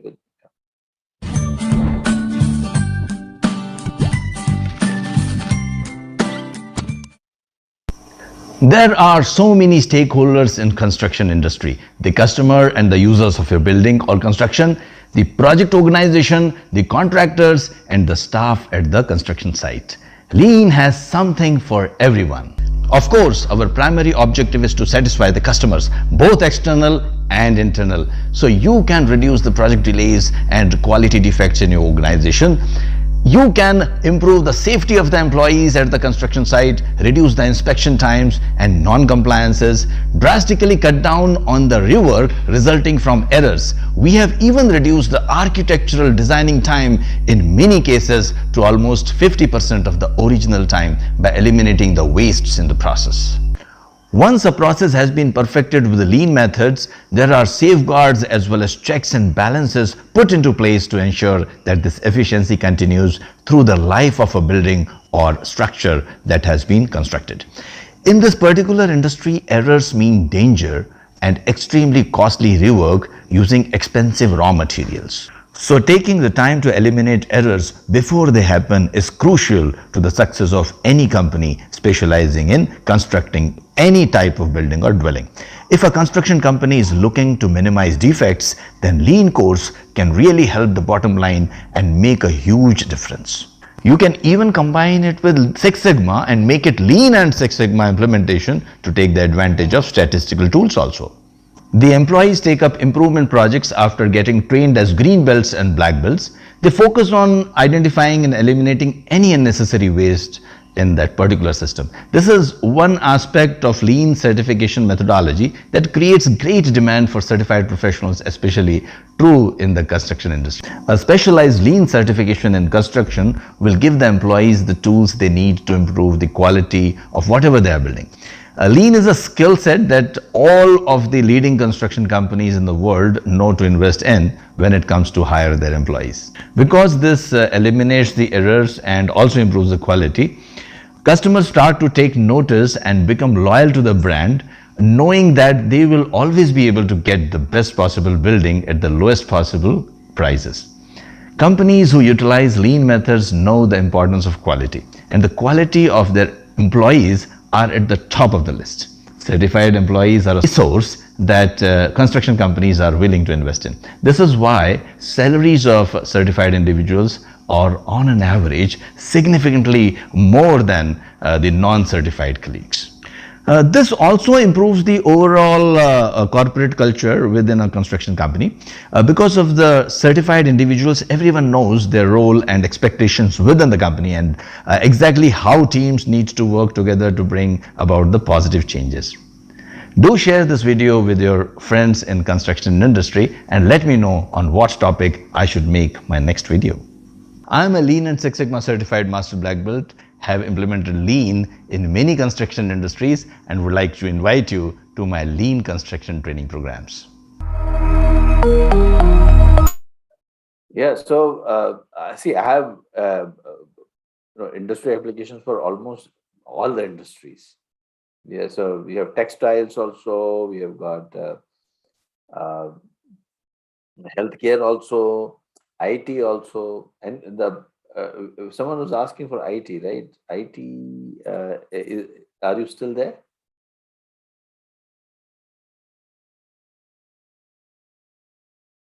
So if you are from IT, still you are there, then let me show it. Yes. How can Lean and Six Sigma be used in IT? I have implemented Lean and Six Sigma in many IT organizations and each of them have given different benefits. But three benefits have been common to all organizations, and they are improvement in customer satisfaction, reduction of costs, and reduction of cycle times and project delivery times. When applied to IT operations, Lean Six Sigma aims to measure and improve both internal processes such as network speed and reliability and external processes like server response time, etc. Other projects which I have executed in IT industries are reduction of defect density and reduction of issues, on-time project delivery, reduction of rework, improvement of IT help desk services by reducing both time and errors. Lean Six Sigma also helps you to quantify the benefits of IT projects which are implemented within the organization. The Lean Six Sigma tools also help you to improve IT support services. How do we do that? By training the staff of IT companies to use Lean Six Sigma tools and techniques and apply DMAC methodology, that is define, measure, analyze, improve and control. They convert the improvement opportunities in the company to Lean Six Sigma projects and complete them to achieve their certifications as green belts and black belts. So they identify the opportunities, they convert them into the projects, and these employees, after applying Lean Six Sigma tools and techniques, improve the process and get certified. So it's a win-win situation. Lean Six Sigma helps to integrate the process excellence in an IT organization's culture to achieve CMM level 5 too. Now you may ask, strategically, what is the impact on IT organizations after implementing Lean and Six Sigma? My answer would be, Lean Six Sigma improves the efficiency of your business and processes, improves the quality of the services you provide, increases the return on investment, improves workforce productivity, and reduces the project completion times. Overall, it helps the organization to deliver faster and more accurate results. To give you examples, some of the tools which have yielded excellent results are use of FMEA. It has resulted in identifying the mistakes and also preventing those mistakes from occurring. Use of control charts have helped many organizations to find the special causes and appropriately take action on it. And then identifying the difference between the common causes and special causes, these organizations have been able to take long-term improvement projects. Kano model has been used to classify the customer requirements into must-haves, good-to-have and nice-to-have, and that has also helped the voice of customer conversion to CTQ, the critical to quality characteristics, the important characteristic, what the customer is looking for. 5 whys, it has helped many organizations to get to the root causes of many issues. So what are you waiting for? Get your Lean Six Sigma certification from Anexas right now. As they say, better late than never.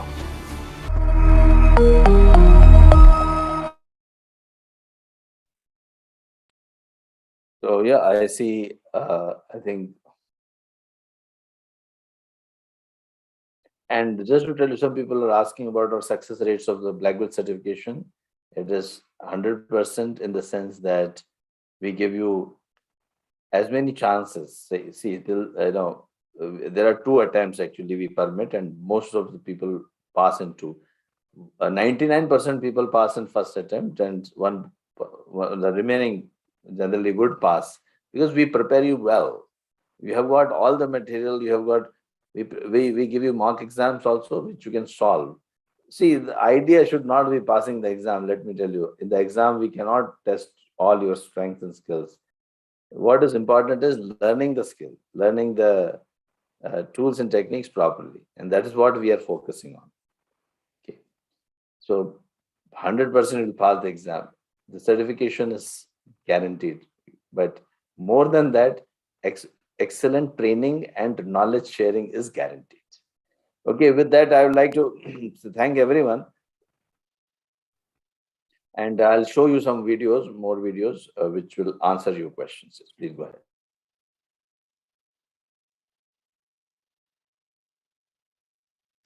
Confused about Lean and Six Sigma? Here is everything you need to know. Let me start with the training objectives. The first one is to educate you in Lean Six Sigma. Our main objective is to provide you with the right education. When you give your hard-earned money to anyone for anything, your priority must be to get the best results out of it. I understand that, and in fact, everyone here at Anexas believes in that, and this is why we keep quality of training as our highest priority. Second one is to enable you to improve processes. When you think about Lean Six Sigma, process improvement should be the first thing that should come to your mind. Identification of risks, errors, defects in a process and removing them is what LSS aims to do. The third one is to make you a star performer. To elaborate a little bit more, being a Lean Six Sigma Green and Black Belt will signify that you are capable of helping your organization reduce risk and eliminate errors and defects. You can improve business processes and sustain quality improvement since LSS is flexible in every domain. Your worth will increase in every industry. You would gain hands-on experience in quality management and much, much more. Now, let me tell you if Lean Six Sigma can be a good career. If I go on to explain how good a career Lean Six Sigma can be, then you will have to listen to me for the next 2 hours. But let me keep it short and explain the career opportunities in LSS. You can be a process improvement manager, Lean Six Sigma consultant, more efficient, operations manager, quality director, chief quality officer, healthcare quality specialist, lean manufacturing engineer, process development engineer, compliance structural engineer, reliability engineer, operating system specialist, senior IT project manager, data scientist, project engineer, director, performance excellence, etc., etc., etc. Now, let me tell you how we provide the training. The first one is learn from home. All our trainings are conducted online currently, so you can sit at your home comfortably and get trained to become a professional green or black belt. I have an experience of 30 years in this field, and I can proudly say that I am the best person you can learn LSS from. Next is certificates provided by Anexas are valid internationally. But during the training, we focus on learning the concepts, tools and techniques and everything that the course has to offer. I believe that certificates can be provided from anywhere, but gaining knowledge and the right guidance cannot be provided by everyone. And the third point is, all courses provided by Anexas are practical. We do not simply explain the concepts on paper and move on. We teach you how to implement those techniques in projects and in real life. So, if anyone asks you whether you know how to use these techniques in real life, you can proudly say yes. We offer weekday and weekend trainings. Everything is at your convenience. So all you have to do is to set your mind on your target and leave all your worries to us. So what are you waiting for? Join me in Lean Six Sigma training and let us work together to give you the best future you deserve.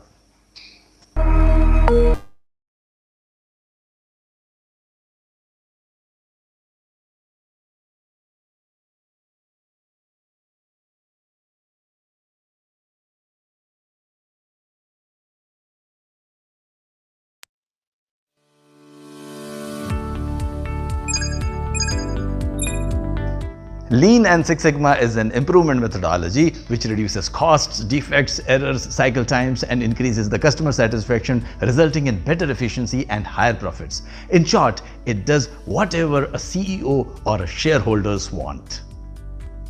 It is used in all domains, be it manufacturing, services, oil and gas, IT, construction, banking, healthcare, textile, telecom, BPO and whatnot. Here, we convert the improvement opportunities in the organizations to projects and train people like you who are working in these processes as green belts and black belts who execute those projects in 5 phases: define, measure, analyze, improve and control. In define phase, we set the direction for improvement by writing a problem and goal statement and forming a project team. In measure, we collect the data and understand how the process is performing. In analyze, we analyze the root causes. We map the process, identify the waste, use cause and effect diagram, Pareto analysis, graphical analysis, and hypothesis tests. In improve phase, we generate ideas to take care of root causes using lots of tools like brainstorming, mistake proofing, FMEA, etc. And in control phase, we sustain the improvements for a long time by using process management and control charts. To become a black belt, you just need to know addition, subtraction, multiplication, division, and of course, a lot of fire in the belly. Do I need to tell you that? Of course, it is Anexas where professionalism meets fun and where people fall in love with statistics and process improvement. Well, that's what our clients tell us. And we take pride in telling that we are the best. If you are not doing Six Sigma with us, then you are missing something.